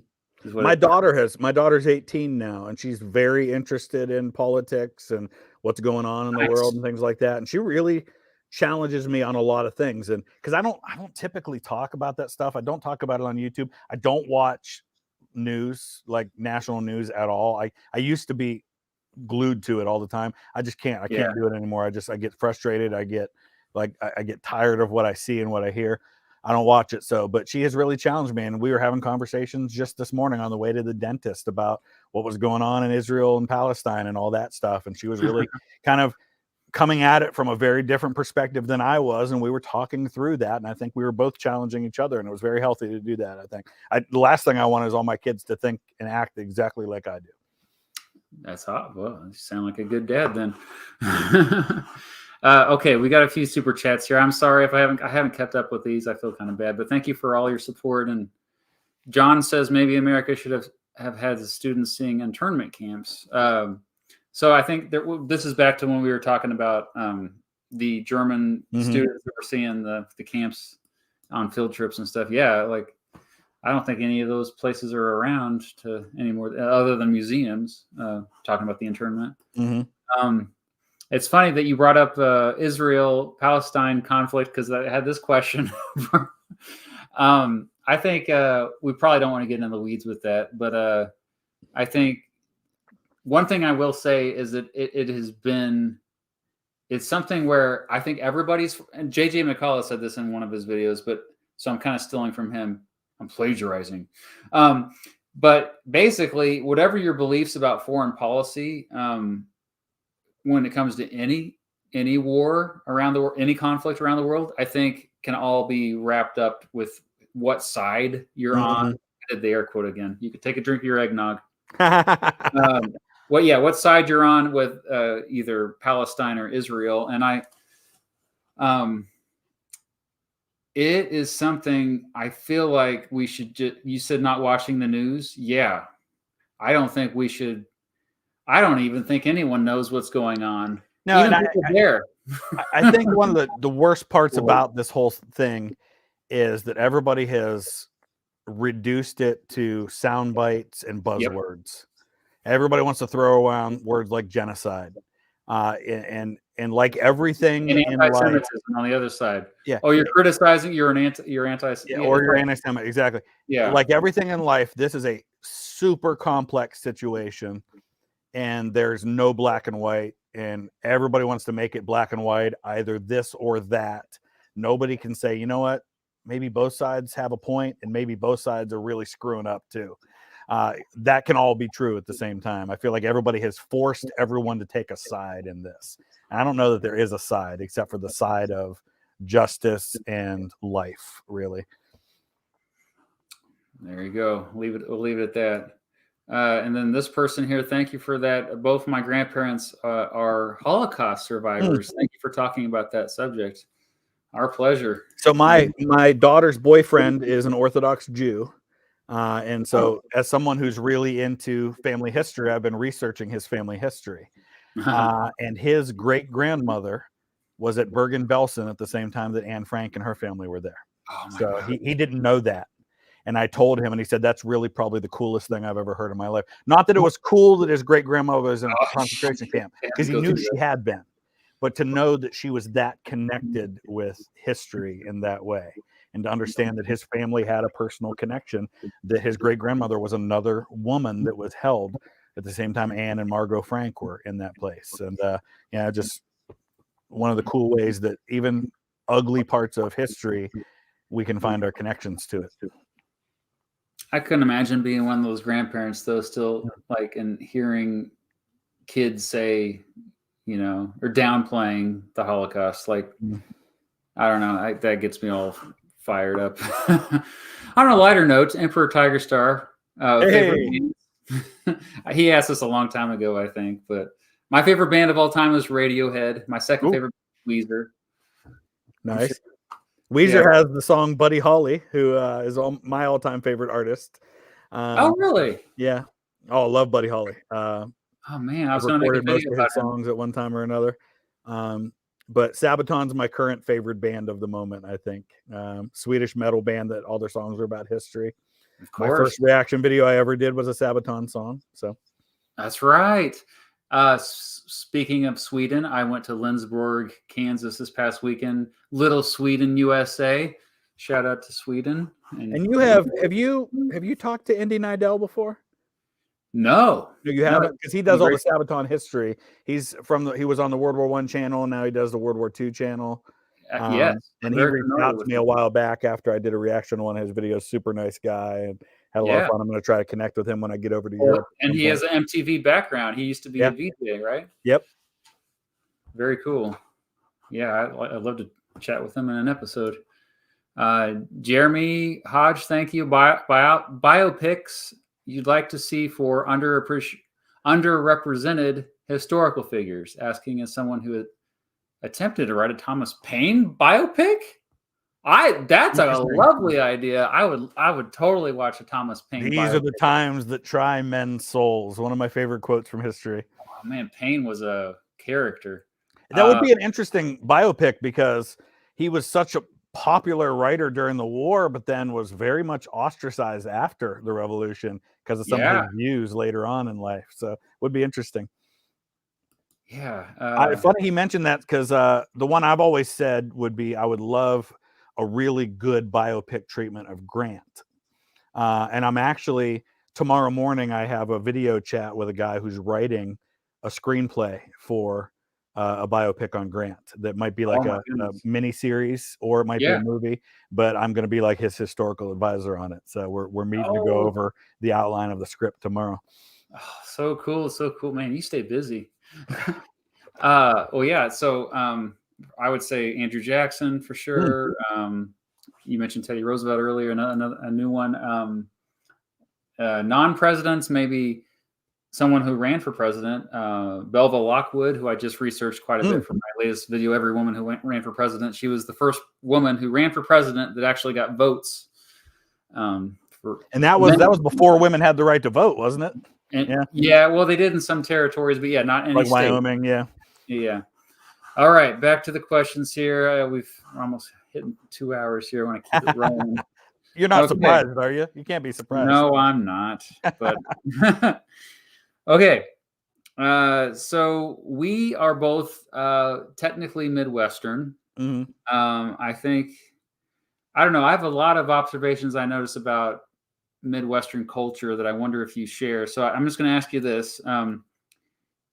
Oh, and by the way, we're at the opposite ends of the Midwest. Yeah, you're in Eastern Ohio. I'm in Eastern Kansas, and that's kind of like the geographic edges of it. Anyway, you have, so say you're at the airport and you have 5 Americans that are sitting next to each other in front of you, and you're just kind of looking at them, checking them out, people watching, try not to be creepy.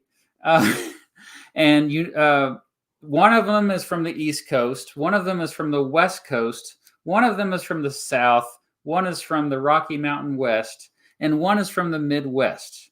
How can you tell who the Midwestern person is?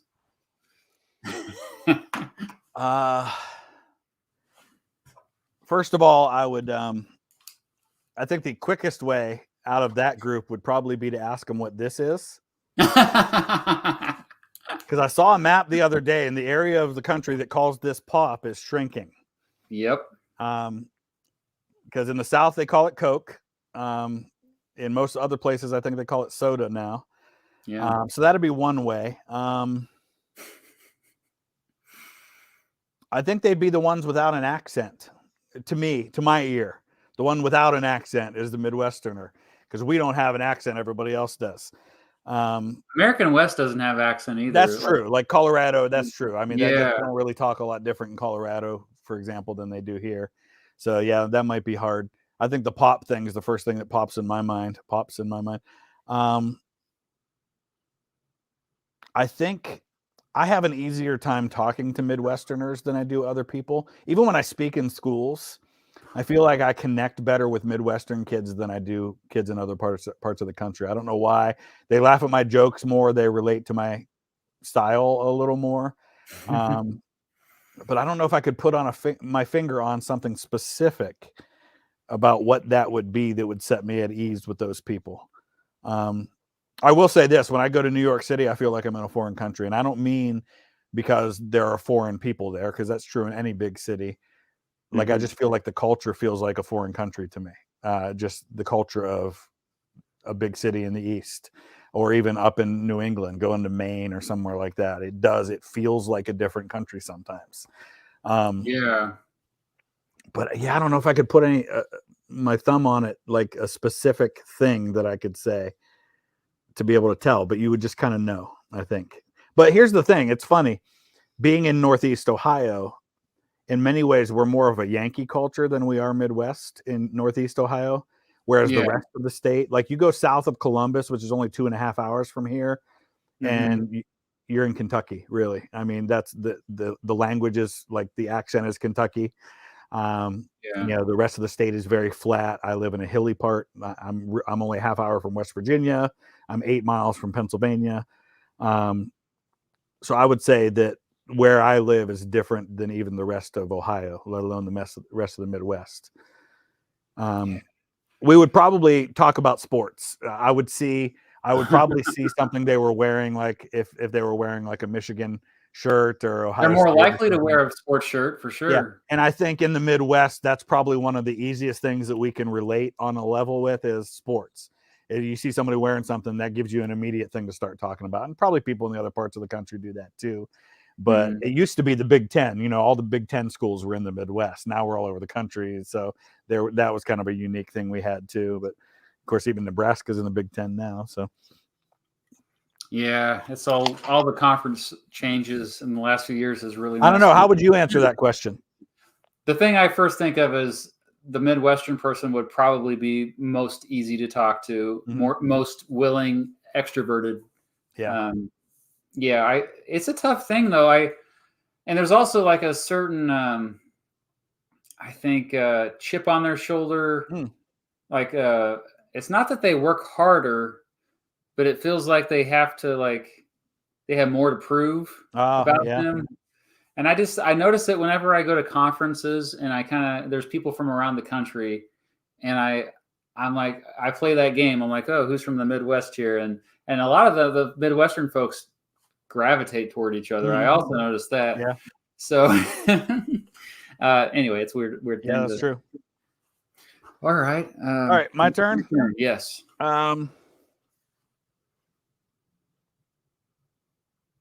Okay, here's kind of a lighthearted one. So we know about music and YouTube. What is a hidden talent that Mr. Beat has that the public doesn't know much about? I have zero talents. I played soccer in college. Oh wow! I had a scholarship. I played defender, right back. Yeah, that was my son's position last year. Oh, nice. Yeah, I got burnt out. I stopped playing after. I mean, I went back to play indoor soccer for a little while, but I think, when you get older, I much rather play tennis because it's better on, less likely to get injured. So do you still play tennis now? Oh yeah, I play tennis. I recently discovered pickleball, but tennis I'll probably play tennis as long as I possibly can. I love that sport, and I used to coach tennis as well. But I would not call them talents. The thing is, I was always just kind of mediocre at everything. I don't know. I think something that is kind of underrated as a skill that I wish I maybe fostered more is like writing a song is actually like an original song is really difficult. And I'm actually making a video right now for my other channel about how a lot of pop singers, they say they co-write the song. Take a drink of eggnog. They co-write the song, but really, like Taylor Swift, she co-writes her songs, and she has kind of written her, but really, it's not. It's really she has a team that writes for her, and you wonder. Most of those people do, and their record labels will connect them with a person. To get their creative juices flowing and send them away for the weekend with another writer and say, hey, go write songs. And like Ed Sheeran, I don't know how much they're actually contributing to the writing process. Ed Sheeran says that he writes like 60 songs a month or like 60. I think he said, I read somewhere he writes several songs a day. And he'll write hundreds of songs to come up with the 10 or 12 that end up on an album. And that's just crazy to me. Well, he's the true songwriter, though. He's kind of a rarity because a lot of times, he writes songs for other people. And so I think he's the exception to the norm, but it's not easy. So that you got to admire that. True.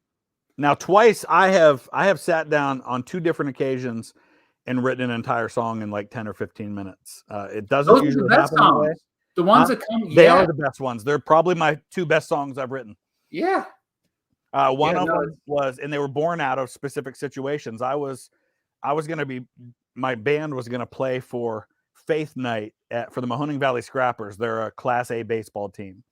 And so we were doing the music before the game, and they would get like 6,000 people at these games. I was sitting practicing the night before, and at the time, my son Caleb was 3, he's 16 now. And he came up to me while I was practicing, and he said, you wrote a song for mommy, and you wrote a song for my sister, but you haven't written a song for me. Oh. And so I sat down right there, and in like 15 minutes, wrote a song for my son. Just kind of came to me right. I hadn't even been planning on writing. So that was just one of those examples where, and I feel like sometimes when you're not overthinking it is when sometimes it can come. But yeah, it's hard. Yeah. It is hard. Let it flow. That's cool. Yeah. So I've written about 250 songs in my life. Oh wow, I haven't written nearly that many. I've probably written 40 at most. Not that they were good songs, Mm. but all right, cool. That's oh wow. Thank you for all these. I'm not going to get to all these, am I? I'll try to hit the bigger ones here. Zor Valakan, thank you. What's your favorite ancient history subjects? I would say I'm really into. I mean, I guess we're assuming prehistory, right? Like before the written word. I would say Neolithic stands out to me. That's my. Was it Ancient Aliens? What do you think? So when I think ancient, I tend to, like, at least for me, I don't know what the real definition of it is, but I guess like before the Roman Empire, because we all think about the Roman Empire. Egyptians is fun. Egypt is one for me that I'd really like to learn more about. Like the time like when they built the pyramids. You're talking what 4,500 years ago. I don't think people realize how long ago that was that those were built. It's oh my crazy god! Think about it. Yeah, no, it's crazy. When the aliens helped them build them. But some of the Neolithic structures that still exist are even earlier, even 1,000 years before. Have either of you watched a little-known channel with only 2 million subs called Tasting History? Yes, I have. Yep. It's brilliant. Yeah, fantastic. I enjoy it a lot. It's a great niche. Like, I don't want to say niche because they got 2 million subscribers, but it's a cool way of focusing on a particular aspect of history that maybe a lot of other people don't. And I've wanted to do more of that, like experiential stuff. Like, I want to see what it's like to eat food that they ate at that time, or to fire a musket from the Revolutionary War, and see how that impacts my views on history, to actually experience what people experience. Because I think it would have to change how you view certain things in history when you actually do them yourself. Yeah, no, I mean, they get a lot of people who normally would not watch history content into it. Somebody says we need a Mr. B VTH 2024 where you need to take it. I remember somebody said the same thing. I've seen that a few times. Yeah, the last live stream we did together. That's really nice. What was there's a movie, and I don't remember what it was called, but it had Jack Lemmon and I forget who else it was, but they played ex-presidents. Yes, I remember that movie. It was a great movie. It was, and they're on the run, and Dan Aykroyd is in it, I think, or no, not Dan Aykroyd. Anyway, but they end up running on a Unity ticket, and like as they're going out to make the announcements, they're still debating about which one's going to be president and which one's going to be vice president when they make the announcement, because they've both been president before. Dan Aykroyd was in it. It's called My Fellow Americans. That's it. Good movie. That was a really good movie. Yeah, I want to watch that again. Okay, one more, just because this is a very nice comment. John Brown's Body says, watching both of you for years helped spark my love of history. I'm planning on going to college next year to major in history and going to teaching. That's awesome. Anytime we can convert somebody, I feel like we're converting them into like it's not a cult. We're converting them into the disciples. Yeah, disciples of the next history. Generation. Yeah, we need. There's so many. Absolutely. We need more good history teachers. And the bottom line is, you talk to almost anybody who fell in love with history in high school. Mm-hmm. It wasn't the subjects; it was how good was their teacher. Like, did their teacher make them love history? If you had a good teacher who passed on their passion of history, you probably picked up on that. And YouTube's just another form of that, is finding people that you can connect to, that instill in you a love of history. And we need people who can do that. All right. Yeah, well put. And we're on to question 8 here. Well, there's no transition for this. So how do you feel about adding U.S. representatives? So You know what I mean Yeah. when I say that? Okay. Yeah. Yeah. Actually, you did a video. I think it was the one where you talked about constitutional amendments that you would add, or was it a Oh, different that's video? right. And you reacted to it. Yes. And that was one of the few that I agreed with. Okay. Yeah, absolutely. Totally I mean, forgot. how long have we had 435? How long's it been? Like Since 100 years? 1920. Yeah, 100 Yeah. years, 1929. Yeah, absolutely. I mean, the number of people represented by each one is going on 1 million people now, and it was nowhere near that 100 years ago. Yeah. I think more and more representatives are becoming just 2-year senators when you think about it that way, in terms of the number of people they represent and the way they're supposed to do that job. I'd be 100% for that. Yeah. That's awesome. We'll run on the Unity ticket. That will be our There you platform, go. our issue we can raise awareness about. No, but how would it look like? Like, what should it be? I know that it would have to be a gradual thing, but Mhm. what do you think should be the ideal number? Because that's one thing I'm kind of flexible on. I'm open to suggestion. Obviously, there's the logistical component to it, but I look at like the UK. First of all, if you ever go to Congress and you actually go in there and watch while they're in session, Yeah, 90% of them aren't in there anyway. right. They come and go the whole time. I was there with my daughter and we saw Chuck Schumer speaking in the Senate. I think I counted 4 senators in there while he was speaking. Yeah, It's they more for put the on a TV. performance for the Yeah, camera for it's for the C-SPAN. camera. So the logistical aspect of fitting them all in there is probably less of an issue. Even with voting, they come and go during voting, they're coming in and out. Yeah, And in the UK, they can't fit nowhere near all their members of parliament at one time in parliament.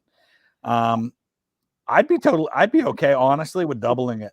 I'm sure we wouldn't go that big, but I'd be okay with that. And that would probably make it as simple as possible. You just split all the districts in half. Of yeah. course, you're going to have that many more issues with gerrymandering to deal with, but I think maybe I was gonna say I argue it would make it harder to gerrymander Yeah. because, like, people are so spread out as far as where they live. Even within cities, you have variation, that it'd be more difficult to get creative with how you draw Yeah. on. But yeah, I always say double as well, because then you think about like a state like Alaska, where you have one representative for that giant state. I know that not many people live there. I get it, but it's still incredible to me. I mean, Montana finally got a second one, and they have 1.2 million people or something. I don't think one person representing 1 million people is pretty crazy. And also, what you mentioned with where they have offices, most of their offices aren't even in the Capitol. Most people don't realize their offices are across the street. Yep. The Cannon Building. That's where a lot of times they're interviewed on these news outlets. That's where they are. They go under the tunnel to go vote across the street. But so yeah, it's some of these districts, even in Ohio is a pretty populous state, and we're pretty small in terms of size. The district I live in, until last year with the redistricting, my district stretched from where I live. I'm right on the border of 2 districts, stretched all the way down to Portsmouth, Ohio, which is a 4.5-hour drive from here. That was one district that Bill Johnson represented. Marietta, Ohio is in the middle of it, and that's 2 hours away. He had to go 2 hours north and 2 hours southwest to cover his district. 4 hours from one. How could you possibly represent an area that size with that many different, like, the northern part of his district is one thing, the southern part's very much Appalachia. It's 2 different worlds.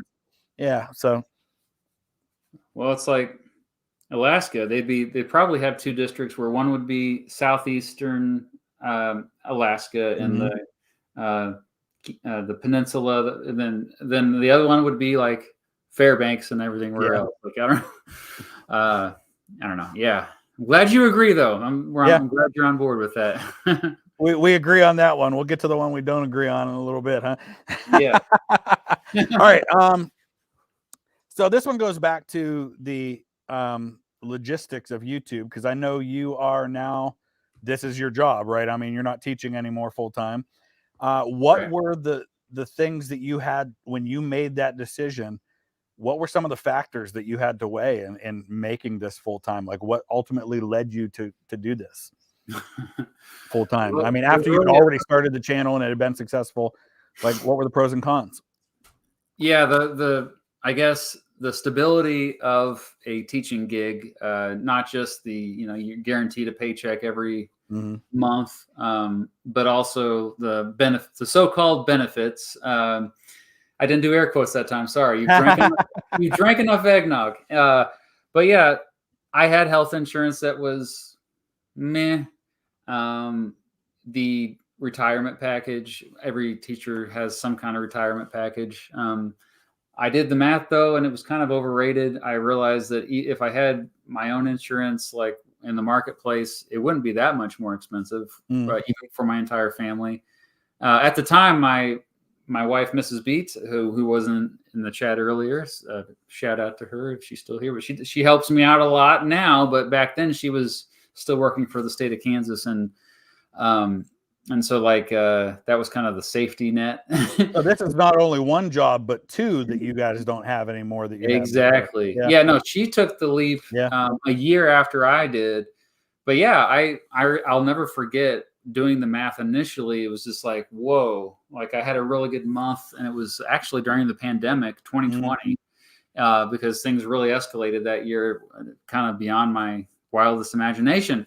And I was like, I remember walking around thinking like I had just won the lottery or something, because it was like, because I always just assumed it would be a side hustle. Yeah. Yep. Like, oh, I don't have to coach anymore, because every teacher has a second or third job. And so that was a kind of I just remember I was like walking on sunshine, and but yeah, it was scary. So you said the kind of weighing the pros and cons. Well, the thing is, once I did go full time, the channel actually kind of at first plateaued, and then views went down, and I was like, holy crap, I was questioning everything, like what have I done? Because YouTube, just content creation in general is it's like a roller coaster. You just can't predict it. Algorithms we think we've got them pinned down, but then they change up the algorithms again. When I say we really don't have a clue. Nobody has a clue. Like a lot of times the people, even the programmers, the ones who actually set up the algorithms, they can't even predict what they're going to do. Because I talked to some of those folks that work on that team, on the search and discovery team at YouTube. It was very insightful, and a lot of times they said, the metaphor that I always use is like they, it's like giving birth to a child, but then you set them off into the world, and you don't know what's going to happen when they're there.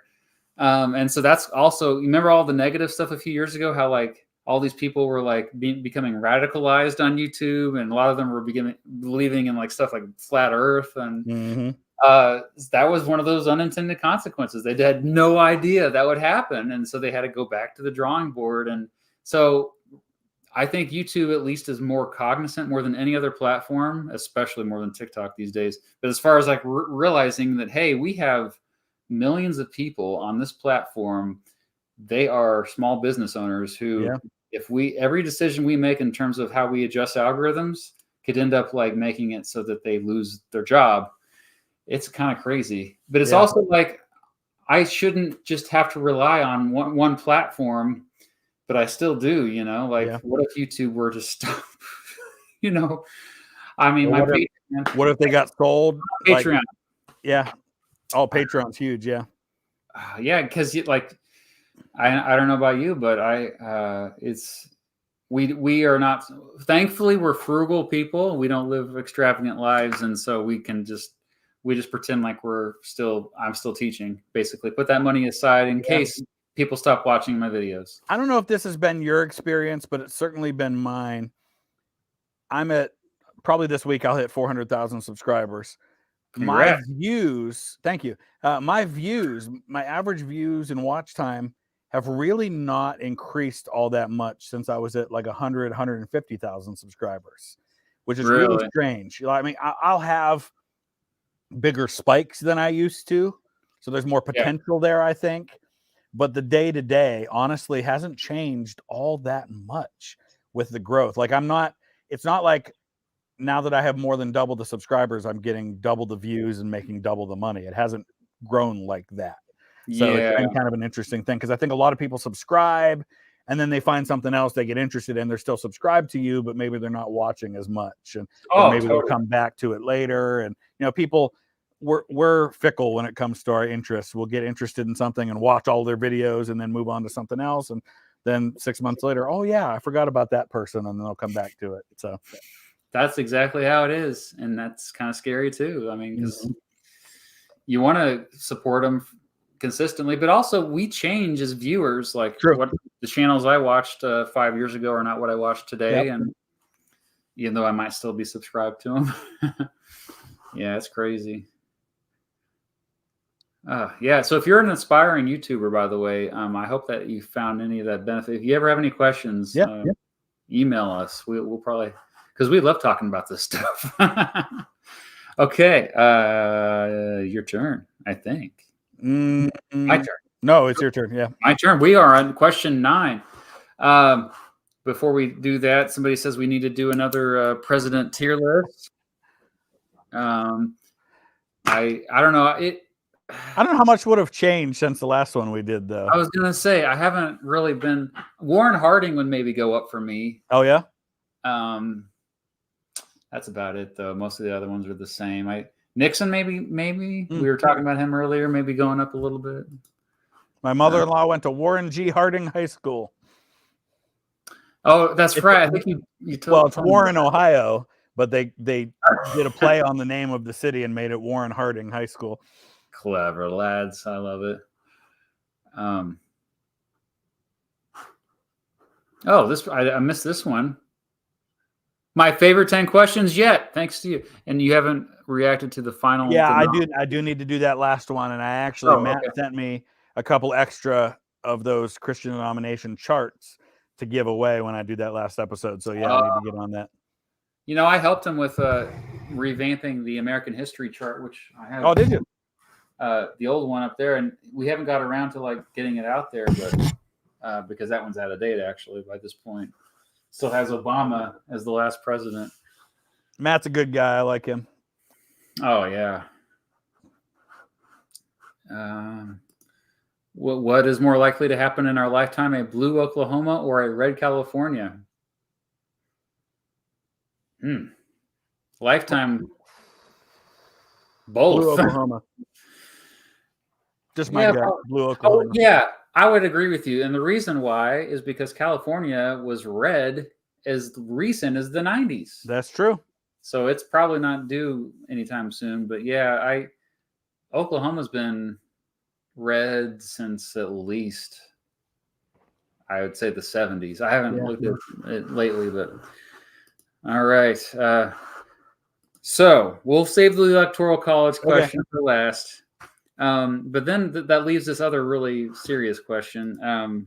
Because we talked, I should have brought this up earlier, but just, I don't watch the news much anymore either. And for the reason of, I think it just causes a lot of despair, and you're psychologically kind of day to day.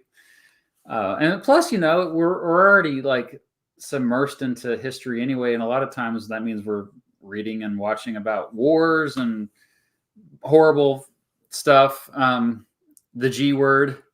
I was going to say again, I'm trying not to say these words that get me age restricted. So anyway, the question I think that is big, that we are, especially with Israel Palestine right now, is how will the cycle of violence actually end?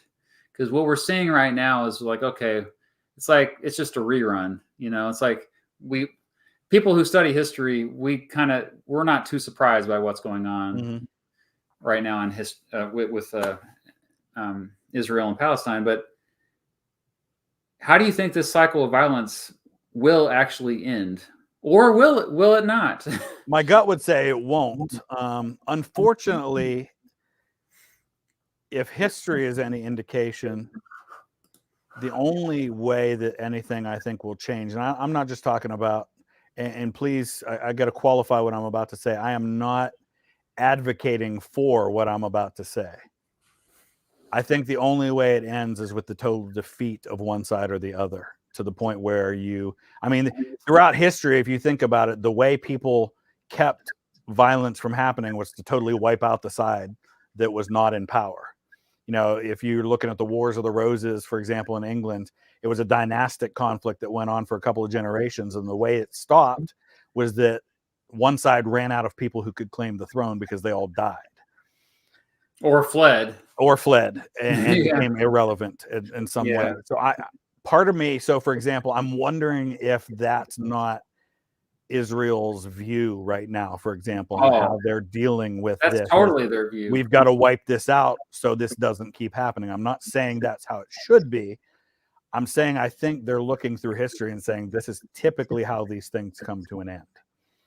Or one side has a dramatic change in policy of some kind, which I don't see happening in that particular instance. Maybe more likely to happen with Russia and Ukraine is that if you somehow had a change in leadership, say with Russia, a dramatic change in leadership, either from death or an election or something, that there could be a radical change in policy. But I feel like those are probably the only two ways. Otherwise, it's just going to keep going on. And unfortunately, I think it'll probably just keep going on. Yeah, that's. I don't know. What do you think? I don't know. I think one thing that I am very sensitive to is blowback.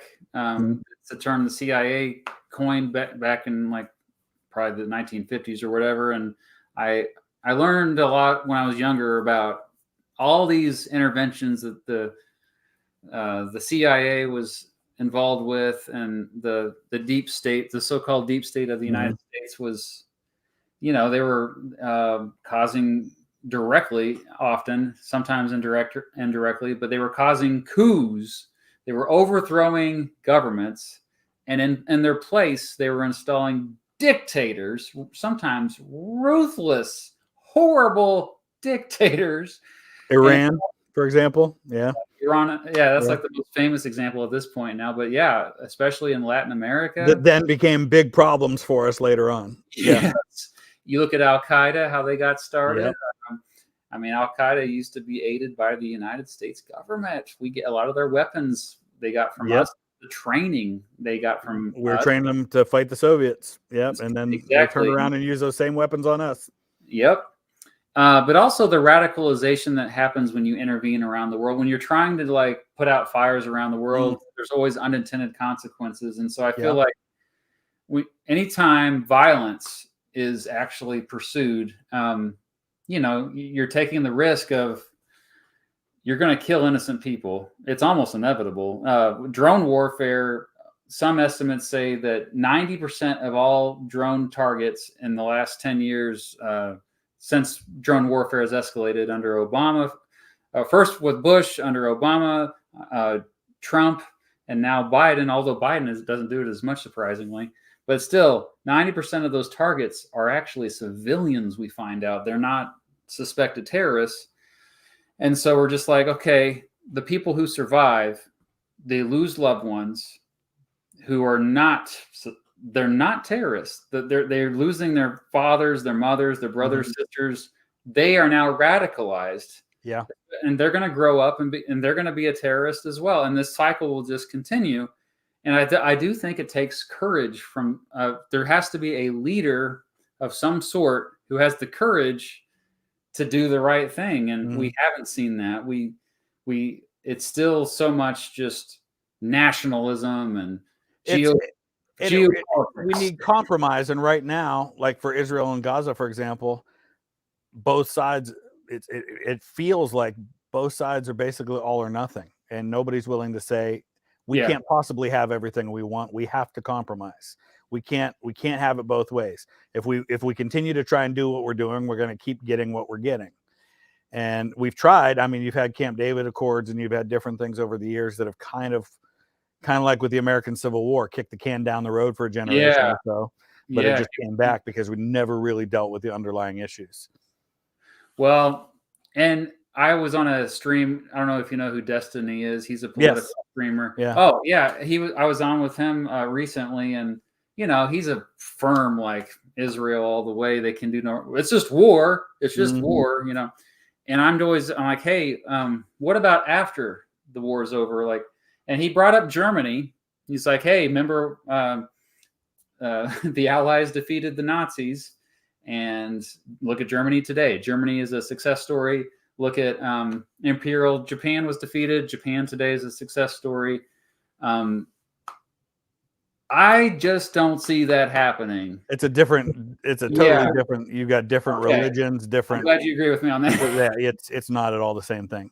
Yeah, and I think that the religion aspect it's not all, but it's a big part of it. And I do think that they have to get past the religious part of it. Like you were saying earlier, like you rooming with the Muslim who you didn't know, and you guys ended up getting. I think you need to have a situation where this religion is not a barrier, and they just see each other as like, oh, we're just neighbors, and hey. And unfortunately, and it's not, I don't want to just pick one side, but a lot of these kids, like you said, number one, are radicalized because, and on both sides, they have both sides have grown up from childhood being told that the other side is your enemy. Right. And that's all they've ever heard. Yes. So without even encountering anybody from the other side, you're already the enemy, even though that person has never personally done anything to me. You're the enemy because I've been told my whole life you're my enemy.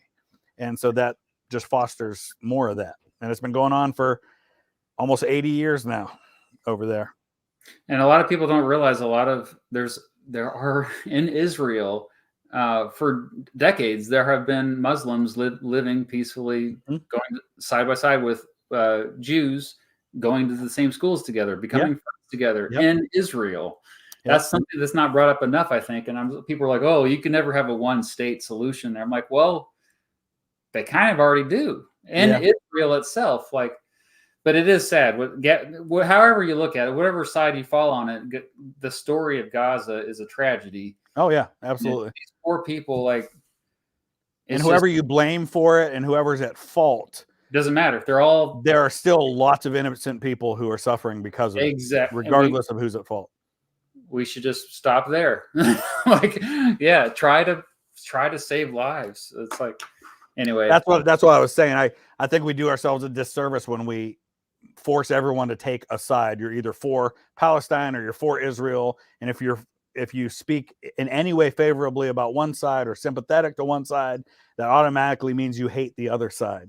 And it's possible to be on the side of justice and life and recognize that both Israel and the Palestinians and the people in Gaza, have a right to expect fairness and justice and to be able to live, whatever that looks like. So,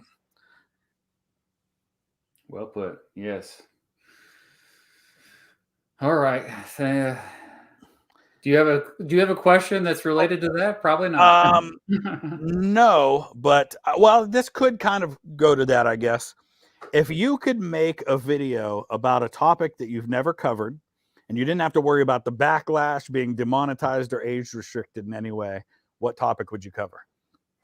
Oh, I actually have been asked this before in the episode. I don't remember who asked me it, though. I think it might have been Science Asylum, maybe. I don't know. But yeah, I mentioned the Bud Dwyer thing. Oh, the guy from Pennsylvania that on live shot TV. Himself on TV. Yeah. I guess I shouldn't have said it. Well, at this point, that was the thing I answered at the time, just because it was on my list for years and years and years, and that was why But it's just such a crazy thing, and also, like, I think we don't talk enough about suicide. I released a video about Nirvana on my other channel, and I know suicide is an issue very near and dear to your heart as well. And so I mentioned Kurt Cobain, committed suicide, and that video got age restricted because I just said that he was, and I just think it's something we need to talk about more because I lost a good friend to it, and the same thing with addiction of any kind. Like, these are this is mental illness. This is like it's not like, it is a disease people are suffering from. And I think we don't really say this enough, but ultimately YouTube is about making money, about pleasing the advertisers. And so when they say, oh, we're worried about kids seeing this stuff, no, you're worried about displeasing the advertisers Yep. is what you are. Yep. And so I think that these conversations need to be had at YouTube and all platforms for that matter, saying we need to talk about this stuff because there are too many, especially younger people, that are suffering from depression and they can't even get out of bed, and they don't know where to. We can't even talk about it on YouTube without getting age restricted. So stuff like that's the stuff I'm like, I want to make videos about that. Yeah, and I haven't done anything on it in a while, but I have my VTH Extra channel where I kind of deal with some of those kinds of topics. Talked about what happened at Uvalde when that happened. I kind of gave my thoughts on that, something I probably wouldn't do on my main channel. And obviously you get all kinds of comments in that. But yeah, I mean, I am now the exact age my great grandfather was when he took his own life. Hung himself on Christmas morning. My grandfather was my father's father's father. My grandfather found him as a teenager. And so yeah, and I've had friends, classmates and things like that. And being in youth ministry for years, dealt with a lot of that, and being with Rachel's Challenge, I've dealt with that. And yeah, I agree 100%.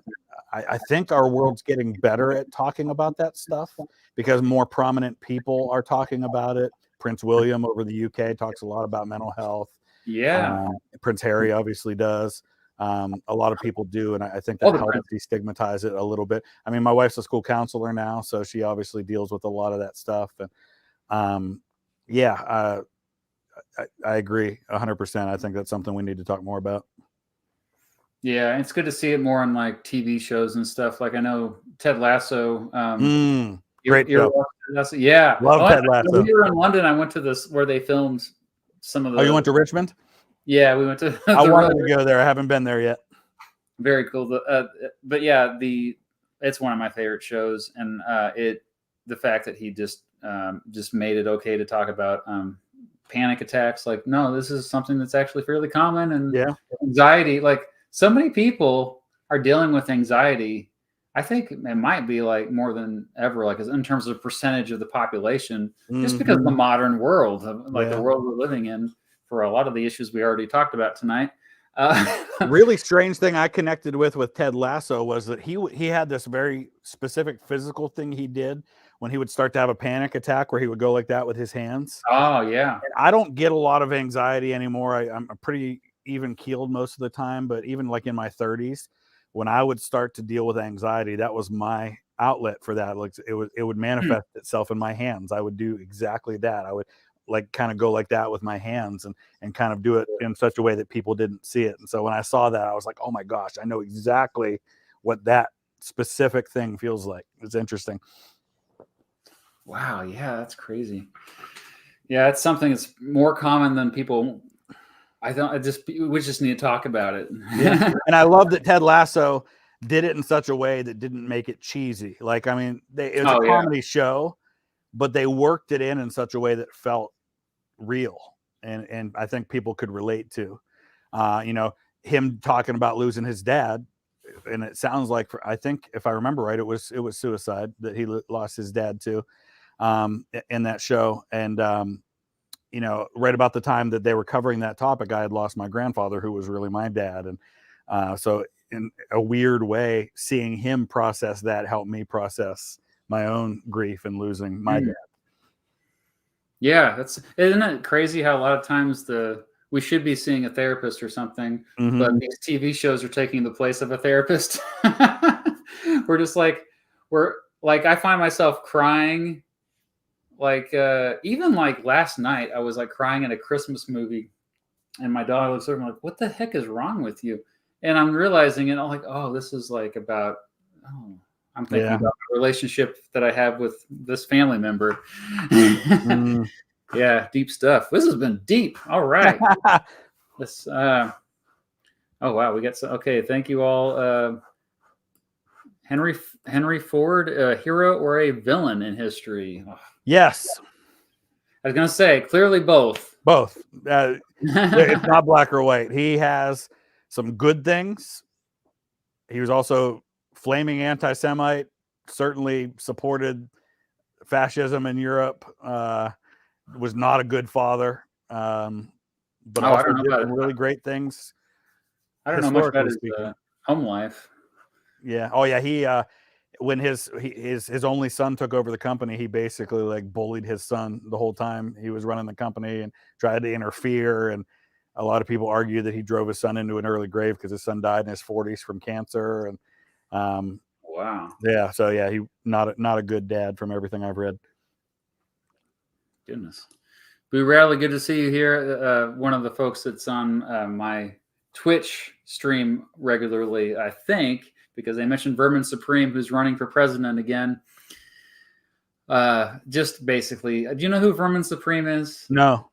Oh my gosh, he's the guy who puts the boot on his head and says he's Oh, okay. I didn't know that's what he was called, but I know who. Yeah. He's run for president like every the last 5 elections, and now he's running again.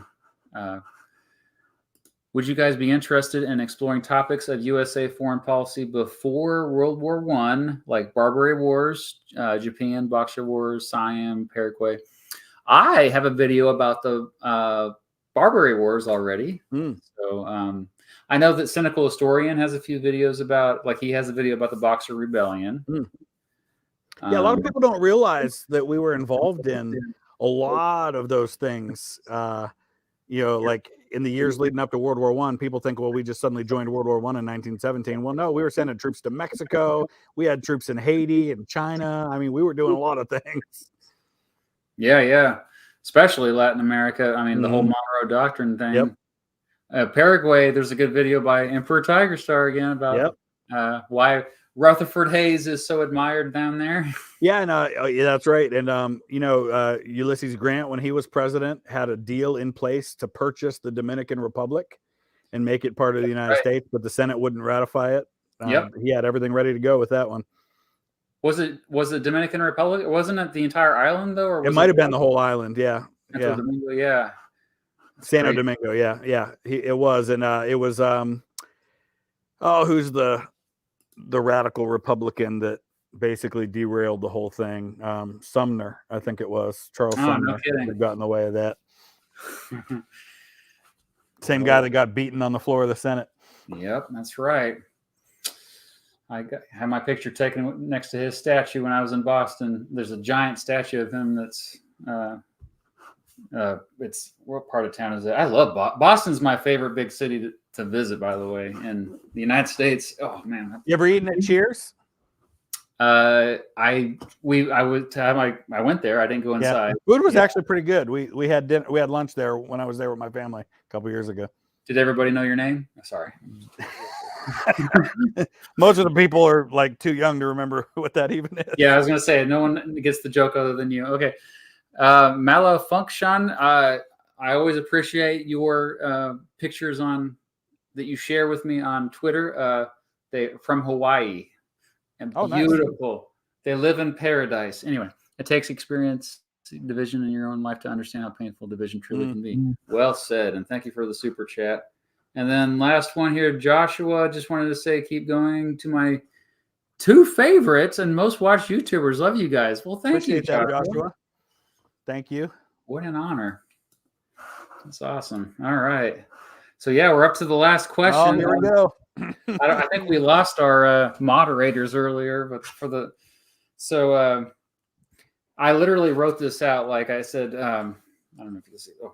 I said, I hate debates, but electoral college. But seriously, no, I don't want to obviously I want to have a discussion about it because I'm not good at debating, and B, I feel like debates are just it's pure rhetoric anyway. You don't really, the person that wins the debate a lot of times is just they sound good. they don't necessarily have the substance. But yeah, this is another thing that I put on my students. Switch to 10th question. Oh, thank you. Yes. Keep me in line here. So when I taught government, I told the students, I actually showed them my first electoral college video. And then I said, here's why I don't like the electoral college. This is my opinion. And then their assignment was to change my mind. And I did this for several semesters, and inevitably I did kind of move towards the fence as well. mainly is the thing that I think was the best compromise that I want to hear your thoughts on this is as a country, we just do what Maine and Nebraska already do. They split up their electoral votes. And so it's by district. And so like in Nebraska in 2020, you had the first district, or maybe it was the third, I get them mixed up, but the Omaha district in Nebraska that voted for Biden, and then the other districts voted for Trump, and it divided it up, and it wasn't perfect, and it would have had a lot of times you'd probably have the similar results, but at least it's more democratic, and it's like a. So, what are your thoughts on that? I could support that.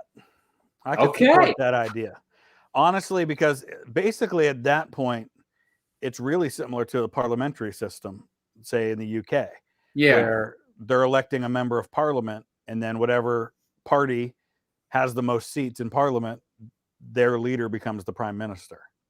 Okay. And then if we increase the districts, then it would be even right. Still be okay I could with actually support that idea if it was something like that. My typical way of completely avoiding even debating the topic on the Electoral College is it's not going anywhere, so it's a waste of time to debate it, because to get rid of the Electoral College would require a constitutional amendment that would have to be voted on by the very states that would be giving up power by doing that. I can't see the Montanas and South Dakotas and Nebraskas of the world voting to eliminate the Electoral College. It would have to be at a later date, a much later date. True. As things exist now, it wouldn't happen. Yeah. And I know that a lot of people will point to I forget the title of it, but the thing that all the states are signing on with, the interstate electoral. The compact. Interstate compact. Yeah. But my only statement about that would be the Supreme Court, especially the current Supreme Court, would shoot that down so fast it would never go anywhere.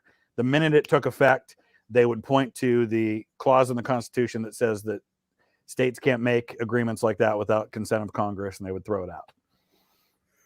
Are you talking about, which clause is that? It's the one, is it the Interstate Compact Clause in the Constitution that states can't make agreements with each other without, that's it. And because it's an agreement that requires all of those states, it's something that they're all signing on to, and it only takes effect when a certain number of states agree to it.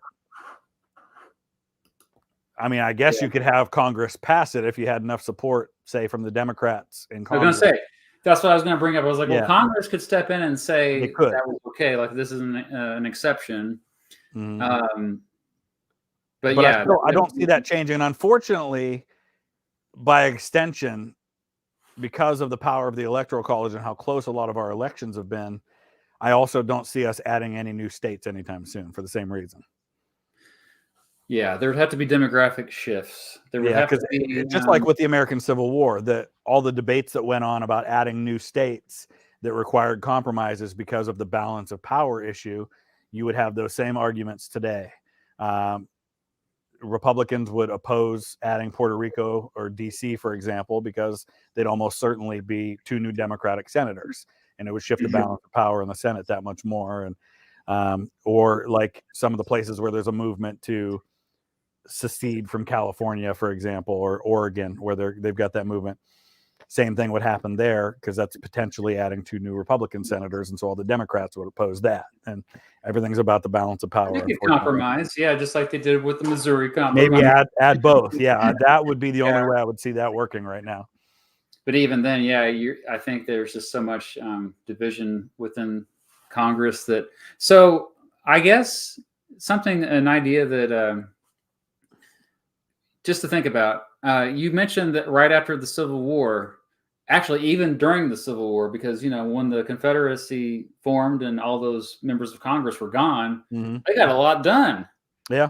The members of Congress who were still there, it's kind of crazy. Like, even the few Democrats who remained, a lot of them were like, oh, yeah, let's build the Transcontinental Railroad, Homestead Act. Yeah, let's do it. They're just, let the president print money. That's when they just start printing money. Like, holy, it's a big freaking deal. And then after the Civil War, you had the Reconstruction amendments. Boom, boom, boom. Mm-hmm. The 14th Amendment, the most consequential amendment in American history, other than the Bill of Rights. Like, holy crap! And but then, okay, reality started to set back in by the 1870s, but then, so you get these waves in history where there's all like progress at once. The next time it happened, 1890s to World War I, progressive era. So what happened then? You had like all of a sudden, like the Republican Party and Democratic Party were just like realizing, oh, we better like pay attention to the people because there's this whole separate movement going on, like this populism, and so they all kind of co-opted it. And then next thing you know, you can't really tell that much difference between Republicans and Democrats because like a lot of Woodrow Wilson's policies were the same as Taft or Roosevelt. And so you had another series of amendments passed. And then the next time that happens is FDR, where you didn't get amendments passed so much, but you got tons of important legislation. But the difference with FDR was people were so against, like Hoover had screwed up so bad. Like one guy had just like it was a big pendulum swing in the other direction. Yeah, it was so lopsided. So and then the 60s, I would say, is another time that happened where you saw like maybe if JFK wouldn't have been assassinated, like you wouldn't have seen it as much, but Goldwater didn't help. And 64, you got like LBJ's like, and you had that few, like 3 years in the 60s where boom, boom, boom, more amendments passed, huge legislation. What was the last amendment? Early 70s? Was that our last amendment? 1992, but that was like that was a bipartisan thing. But even as late as the 90s, though, the Congress was fairly bipartisan, and even like the Reagan Revolution was still like in the 80s. You had like, okay, Tip O'Neill worked great with Reagan on a lot of things. I was going to say Reagan. People forget that Reagan was popular not just with people that leaned to the right. He brought people from the left over to Reagan him. Democrats. Exactly. And so there wasn't necessarily huge legislation that passed. It was more like just I would say more of a cultural shift. We've shifted to the right as a country, but since then we are over I keep going on. We are overdue for a new progressive era. I have a friend, Joe, who is a foreign policy advisor in the UK for Parliament. And in fact, cool story. I don't know how much you follow this stuff, but the day the Queen died, earlier that day, Parliament was in session, and there was this thing that went all over the news where they were passing a note around, like the Prime Minister and everybody, and they were reading a note, and that was how they found out the Queen was really ill. Joe wrote that note. Oh, wow. Yeah, he was the one that wrote that note that got passed in there. Holy crap. He goes to 10 Downing Street and like advises the prime ministers and stuff like that. I was talking to him about this, and he's part of the Tory party. He's conservative. And he said that in the UK, their default is conservative. But whenever they have the liberals sweep into power, a whole bunch of stuff changes all at once. And then they default back to conservative and go a generation or so, and then a liberal comes in, a bunch of changes happens, and then they go back to conservative again.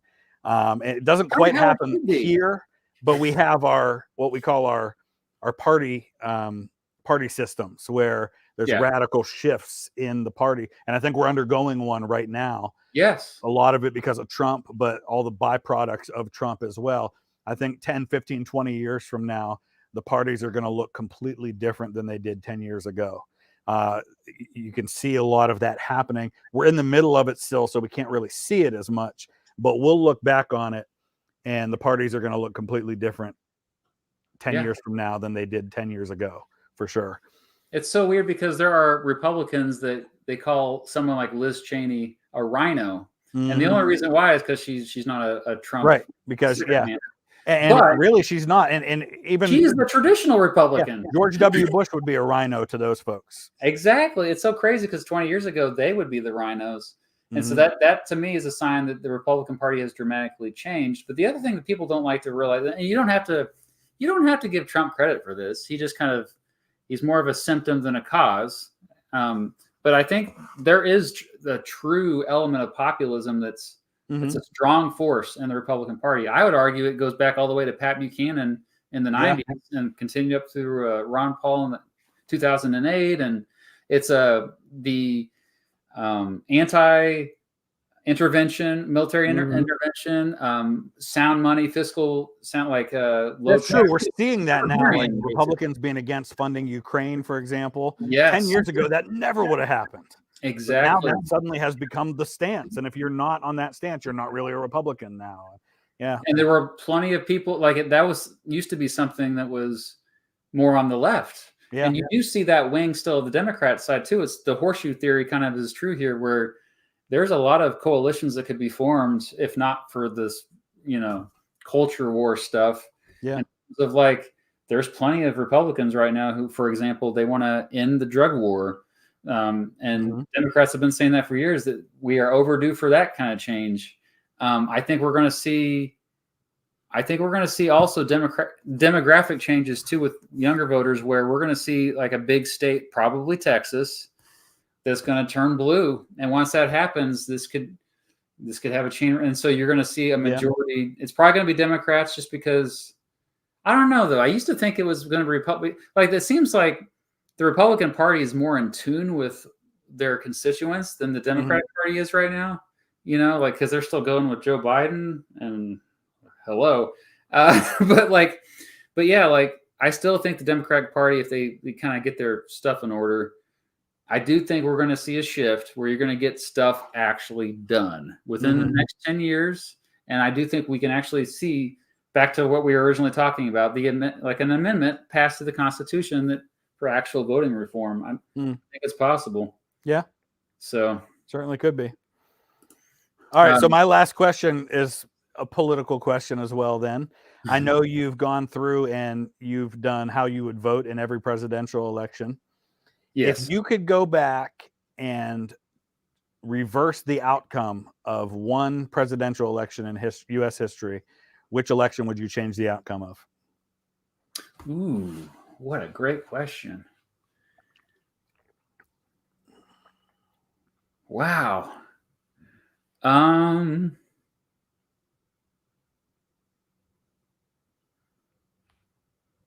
A few pop out. You can share more than one if you want. That's fine. All right. Yeah, the one that pops out is in our lifetime, the election of 2000. I think Al Gore would in many ways been similar to Bush. People don't want to admit that, especially Democrats. But I think as far as I still think that the Iraq War would have happened, for example. I still think that would have happened with him. However, people forget that most Democrats were in support of that when it first happened as well. Yeah. But as far in terms of like maybe climate change, I think that would be a big one, like the environment. But also like Supreme Court justices, I think, because we've seen actually dramatic social change over the last 25 years. And I think that would have been even more escalated if he were in there with Supreme Court justices. But still, though, it was a fairly bipartisan time. People don't. If Gore gets elected, do we have Barack Obama? That's another thing. I don't know. I think because if he was reelected in 2004, which is likely because of probably a good chance you see maybe John McCain in 2008 then. Yeah, or somebody completely different that's not even on the radar screen. So, but that also means that they stay more moderate. More moderate, yeah, true. For longer, because that's the thing. A lot of people, I think the biggest disappointment of the Obama era was the fact that he didn't satisfy his base like he should have.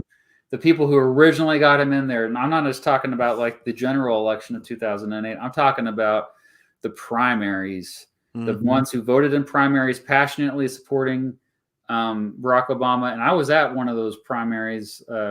I remember there was 2 rooms. Actually, it was a caucus that was in Nebraska where they actually have 2. You go to this room if you're a fan of Hillary Clinton. Go to this room if you're a fan of Obama. And he actually showed up there too, by the way.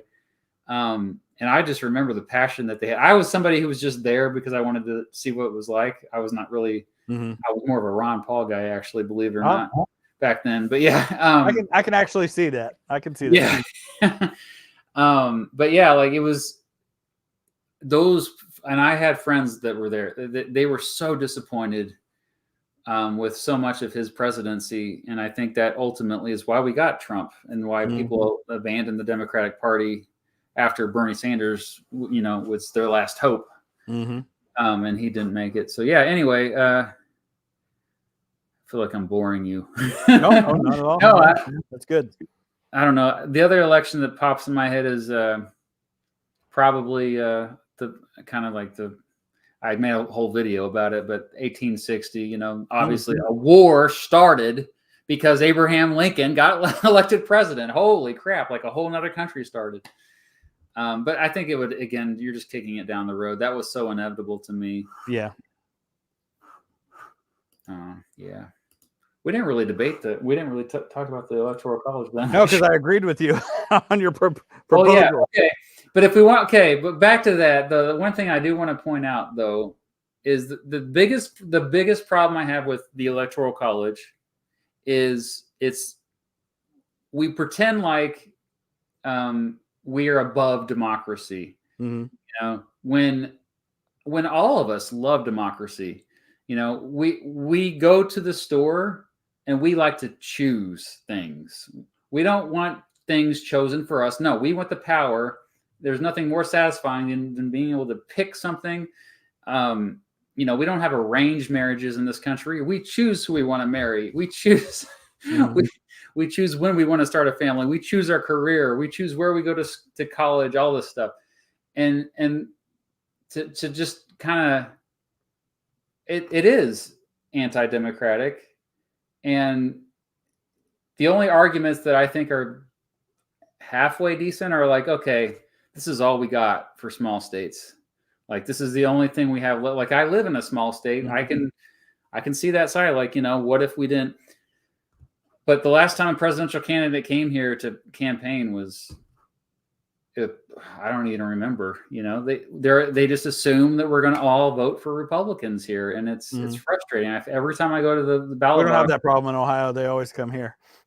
Well, but although we've been very red lately. You say that, but we just passed the abortion amendment to our Constitution. Oh, yeah, that's true. Yeah, and then I guess legalized marijuana. Kansas. Oh yeah, we'll be the last state to do that. But actually, the abortion amendment took effect 3 days ago. Both of those did. Marijuana is legal in Ohio as of this week. So, yeah. No, you're right. Yeah, we are increasingly red, and that's the thing. Like the county I live in, Trump is the first president, a Republican candidate to win this county in my lifetime. Wow. It's always been blue. I have lived in the bluest part of Ohio my entire life. This year is the first year I've had, or this term is the first year I've had a Republican congressman in my lifetime. And because we've had Tim Ryan, and his district was the one that they eliminated. Yeah. And he ran for Senate. So my wife's sister dated him in high school, by the way. But because he's from Niles, which is my wife's hometown. Oh, yeah. But so I mean, a lot of things have changed. Trump was the first Republican to get significant support in this area in my lifetime. So there's definitely been a shift in that way. And I still see it. I mean, I still see Trump 2020 signs all over the place here. They never took them down. So it's going to be interesting to see what happens in this coming election. There's definitely been a shift in this area, because we're like prime Rust Belt.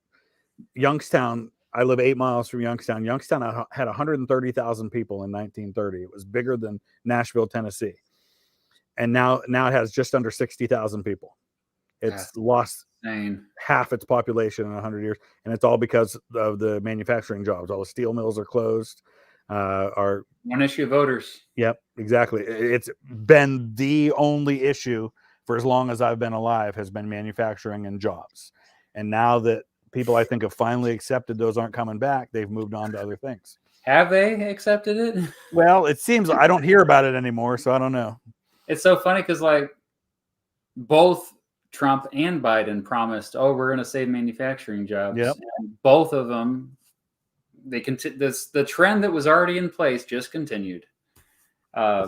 I wish people would stop falling for politicians. Like they, all these false promises, and that generally the people that once you're in with Trump, you're never going to get out. That's true. That's whereas true. Biden, a lot of people, I'm going to support Biden because he's all for unions. I mean, a lot of those guys are like, things are still not getting. So what do you think is going to happen in 2024? Oh yeah, I think Biden's in trouble. I really do. If the Democratic Party just nominated somebody even younger, they don't even necessarily have different policies. I think they do. I don't know if it'll happen, but if enough people drop out after Iowa and it becomes like, if the Republicans can get it to a one-on-one race with one candidate versus Trump, I think they can beat him. I think that's how he got it in the first place, was there was like 17 Republican candidates and he had the strongest support of any of the 17, even though it was a minority. But he's still getting... He is well over 50%. But I'm wondering if everybody else drops out and it becomes, say, Nikki Haley versus Trump, if that might change. Because I truly believe, and a lot can happen, obviously, between now and then, because nobody's really focusing on her that much. I think if she won the nomination, she would destroy Biden in the election. At this point, right now. I just saw a poll the other day that had her up 17 points on Biden nationally in the Wall Street Journal. 17 points on the incumbent. Wall Street Journal? Wow. Yeah. And they had, and that same poll had Trump up 4. See, so and that's 13 points ahead of Trump. You got a guy that's probably going to go to prison. Yep. And people don't even care. Like they honestly, I think, didn't they just escalate all this to they escalated the issue of his immunity to the Supreme Court? I think just in the news in the last couple of days they said that. For one, I mean, that's only one of the charges, though. He's got 90 other charges. That's the thing, is all this going to come down after he's already the nominee, and then what do you do? I think independents, most of them don't. They're called independents oftentimes because they don't really pay attention that closely. And I think when they do start paying attention and they see, oh, he's going to prison or he is in prison, I'm not going to vote for that guy. Yeah. So, but he'll never lose that base support. And that's the problem. He's got that 30 to 40% of people that he said it. He could stand in the middle of Fifth Avenue and shoot somebody and they'd still vote for him. And I thought he was nuts at the time. I believe it now. I really believe that now. I didn't believe it 4 years ago or 5 years ago when he said it. He's 8 years ago, I guess it was. At marketing, the greatest con artist of all time, in my opinion. I know I don't want to get, but it's about how you communicate. Biden is not inspiring. He's not charismatic. He still stutters. He's old. He speaks very slowly. Even Robert F. Kennedy Jr. People were like kind of surprised I said this, but like voters are often superficial. Like the way he talks, like they want somebody who's like Gavin Newsom. A lot of times, Gavin Newsom. He'll say something. He's the governor of California, for those of you who don't know. He'll say something that's like, I don't think that actually is going to resonate with most voters. But how he says it so confidently. Yeah. I don't think it matters. That's true. Like, he can win over people with his rhetoric, and Democratic Party needs to figure that out, because otherwise it could be interesting to see. I mean, I know that there are things in place now that weren't in place, say, 100 years ago when these things were decided at the conventions, the way that they used to be. I know there's a lot of legal protections for the people who cast their votes. It would be interesting to see if there isn't some kind of movement on either side at the convention level to try and overturn the results of the primaries. That would be crazy. Yeah.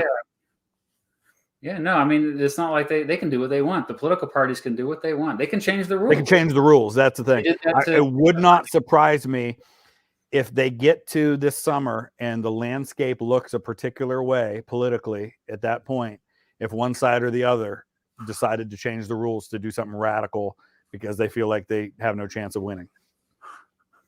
Oh, this person must have... Thank you for the super chat.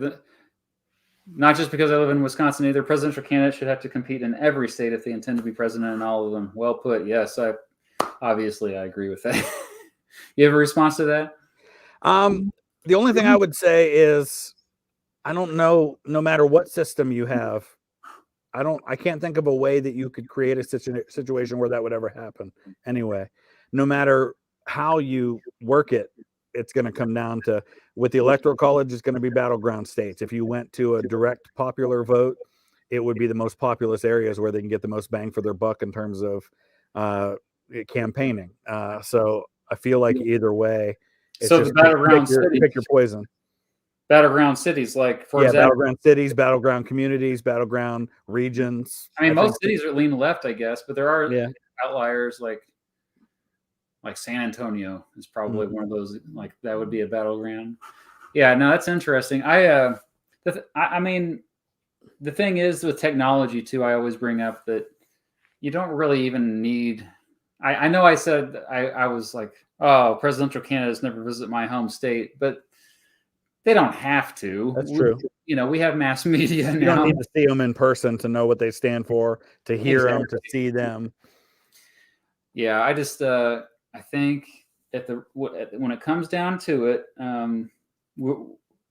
the definition of a republic is you elect representatives. It's in the definition. So to say that we're not a democracy, that really how do you think they get the electoral votes? They vote for them. It's democratic within each state. Sure. Now, the other thing too is, I guess the way you could say it is a republic is a democratic form of government. Not all democratic forms of government are republics. Yeah, that would be technically true. Yeah. Yeah. But the other thing I always bring up, like, borders are meaningless for a lot of parts of this country. Like I'm talking about state borders. Yeah. Like I live near the Missouri border. The only time that border becomes meaningful is marijuana is legal over there.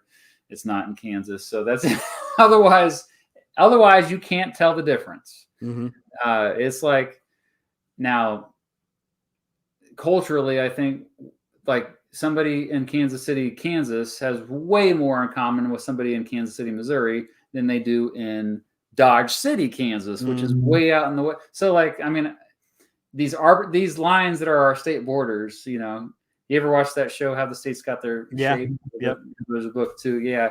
I mean, it's like some of us like, oh, wow. It was maybe important at one point, but now it's just like, you might be little things like where I live 8 miles from the Pennsylvania line. Oh, that's right. Yeah, yeah. And in Pennsylvania, you have to go to a liquor store to buy liquor. And in Ohio, I can go to the grocery store and get it. Or that's go to right. the gas station and stuff like that. Can't do that in Pennsylvania. Little things like that. Little things like that. Fireworks, better fireworks, which we just changed our law on that stuff. But it used to be, it was legal to set them off in Pennsylvania, but you couldn't buy them there. But you could buy them in Ohio as long as you didn't set them off here. So everybody from Pennsylvania would come across the border to buy them in Ohio and then take them back to Pennsylvania to set them off. And they all do that on purpose. And it's same thing with the gas taxes. Like Missouri has a lower gas tax, and you go in the even in Europe, it's the same way. As soon as you cross the border into Luxembourg from France or Belgium, you immediately, the second you cross the border into Luxembourg, there's like 20 gas stations because the gas is way cheaper in Luxembourg than it is in the bordering country. So everybody goes to Luxembourg to buy their gas. Oh, this is another point that I think is a good way to kind of wrap things up here. I made a whole video about this, the whole idea of like separating, having another civil war, or like, splitting into two countries. It's just not possible. We have so much diversity within every state. Here in Ohio, we have one Republican and one Democrat senator, and I would guarantee you if either one of them ran for re-election right now, they would win, regardless of who they were running against. I always say, like, if in Kansas, as long as you're at least somewhat sympathetic to the pro-life cause, and you're a Democrat, you still have a really good chance. Because, like, what will history teachers tell students about Trump's? Okay, we've been going 3 hours here, so this is the last one. You're not surprised. We talked about this before we started. We'll wrap it up with this one. What will history teachers tell students about Trump's effect on politics and information in the future? You want to go first? I don't know. I think it's hard to say right now. I think early. I say this all the time. You got to give it a good 20 years before you can really fairly judge, but obviously they're going to have to talk about it. You can't ignore that there's been an effect. You might not like the impact, but he's absolutely caused a massive shift, especially in the Republican Party. Like I said, I think he's going to be the primary catalyst for our next party system, that the parties are going to look completely different, and he, more than anybody else, will be probably one of the main factors behind that. So I think, if anything, if we look back, that would be the biggest long-term impact, would be the complete change of the political landscape because of his candidacy. Yeah, I agree. I think I can already tell you it's not all negative. A lot of you may not like Trump at all as a person. I get it, obviously, but there's been a lot of good that has come, I think. And that's mostly been, I think he's brought a lot of people who typically were not into politics into it. And I happen to be a fan of populism, at least, populism within certain bounds, because it shakes up the system. You need public figures to shake up the system. And yeah, he's done that. And he's had an effect on the Democratic Party as well. Probably we'll see more of that, actually. Like you said, we're just still in the early stages of that here in 2023, aren't we? Just practically speaking, I mean, for example, who would have thought 15 years ago that a Republican nominee for president, in his acceptance speech of his nomination, would advocate for gay marriage? Yeah. And get applause for it. That would never have happened in the Republican Party before Trump. He single-handedly, I think, shifted a lot of people on that issue. You don't really hear it talked about that much. Most of my very conservative friends who were extremely outspoken about that issue have just accepted, all right, that's part of who we are now, and it's not really worth arguing over it anymore. It's a non-issue anymore. Yeah. So I mean, there are some, if you want to look for some positives, if you consider that a positive, that certainly is one thing. I think he single-handedly dragged the Republican Party in that direction on that issue. Well, and also, I mean, like I said earlier, rhetoric is often more important than what they actually do. Yeah, sure, he didn't actually do a lot of what he said he was going to do. Like he said he was going to drain the swamp. But him saying drain the swamp, that did start a movement. Like there's so many people in both of the major parties that are like, yes, we are tired of the so-called elites of DC, of the Beltway. We need some just common folks like you and I in there to have, there are people that are in touch with. And he's not the first candidate to run as the outsider, but he took it to an extreme, a whole new level of I'm an outsider. Yeah, you had Andrew Jackson was probably the first one. Later you had candidates like William Jennings Bryan. Oftentimes you notice it's not people who are like, they're usually pretty well off. Yeah, yeah, he was also an outsider, but yeah. Okay, all right, we got to wrap this up here. Wow, this is a fun one, though. Come on. Who would win in a 19th century style duel? Trump or Biden? Trump would obviously win. Trump would win. He's a big guy. He would probably. Yeah. Well, I guess Biden would probably just shake his head and go and just start walking away. Well, I don't know why I said because he's a big guy. This is not a wrestling match. No, we're talking about shooting a pistol. Yeah, I mean, I think that the age thing. Trump only has. Although Trump's not much younger than Biden, but he seems younger than Biden. Hard to tell. That is my all-time favorite. I'm working on a script for a video about my favorite random facts about presidents, and my favorite fact about Biden is that he was born closer to Lincoln's inauguration than to his own. Oh my gosh. He was born November 20th, 1942. Yeah, he's a silent generation. People are like, oh, he's a boomer. No, he's older than a boomer. But and here's what's crazy too about the last three presidents before Biden. Trump, well, not Obama, because Obama's younger, but Trump, Clinton, and Bush 46 were all born the same summer. Yeah, July, August, in consecutive months. Yep. In 1946. Yeah, it was within 6 weeks, I think, of each other. Yeah, I think I tweeted that out a few years ago. I don't know. Cincinnati's Kentucky. That's not Ohio. Ah, it has more of a more. Their airport's in Kentucky. We call it the Kentucky Airport. Culturally, completely different from Northeast Ohio, where I live. Completely different. I've never been to Cincinnati. It's a nice city. I like Cincinnati. It is very different than the northern part of the state, though. I mean, I believe it. and I tell my friends in Europe are blown away when they ask me how far I live from Cincinnati, and I said, well, Cincinnati's still Ohio, but it takes me 5 hours to get there. Yeah. And in Europe, you could drive, from Amsterdam to Paris in 5 hours. So.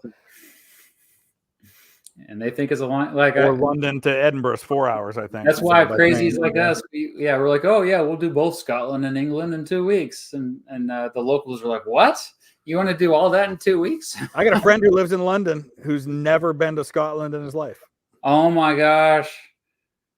Well, we have to send them the video when I release it on Friday. Maybe they'll convince to move or to visit.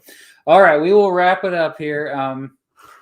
I just before we wrap it up, make sure you check out Vlogging Through History, Chris's channel. It's excellent. He has the obviously his bread and butter is the reaction videos, and it's a wide spectrum of the types of video. Very well-rounded knowledge of history. In fact, I just got to say this on air.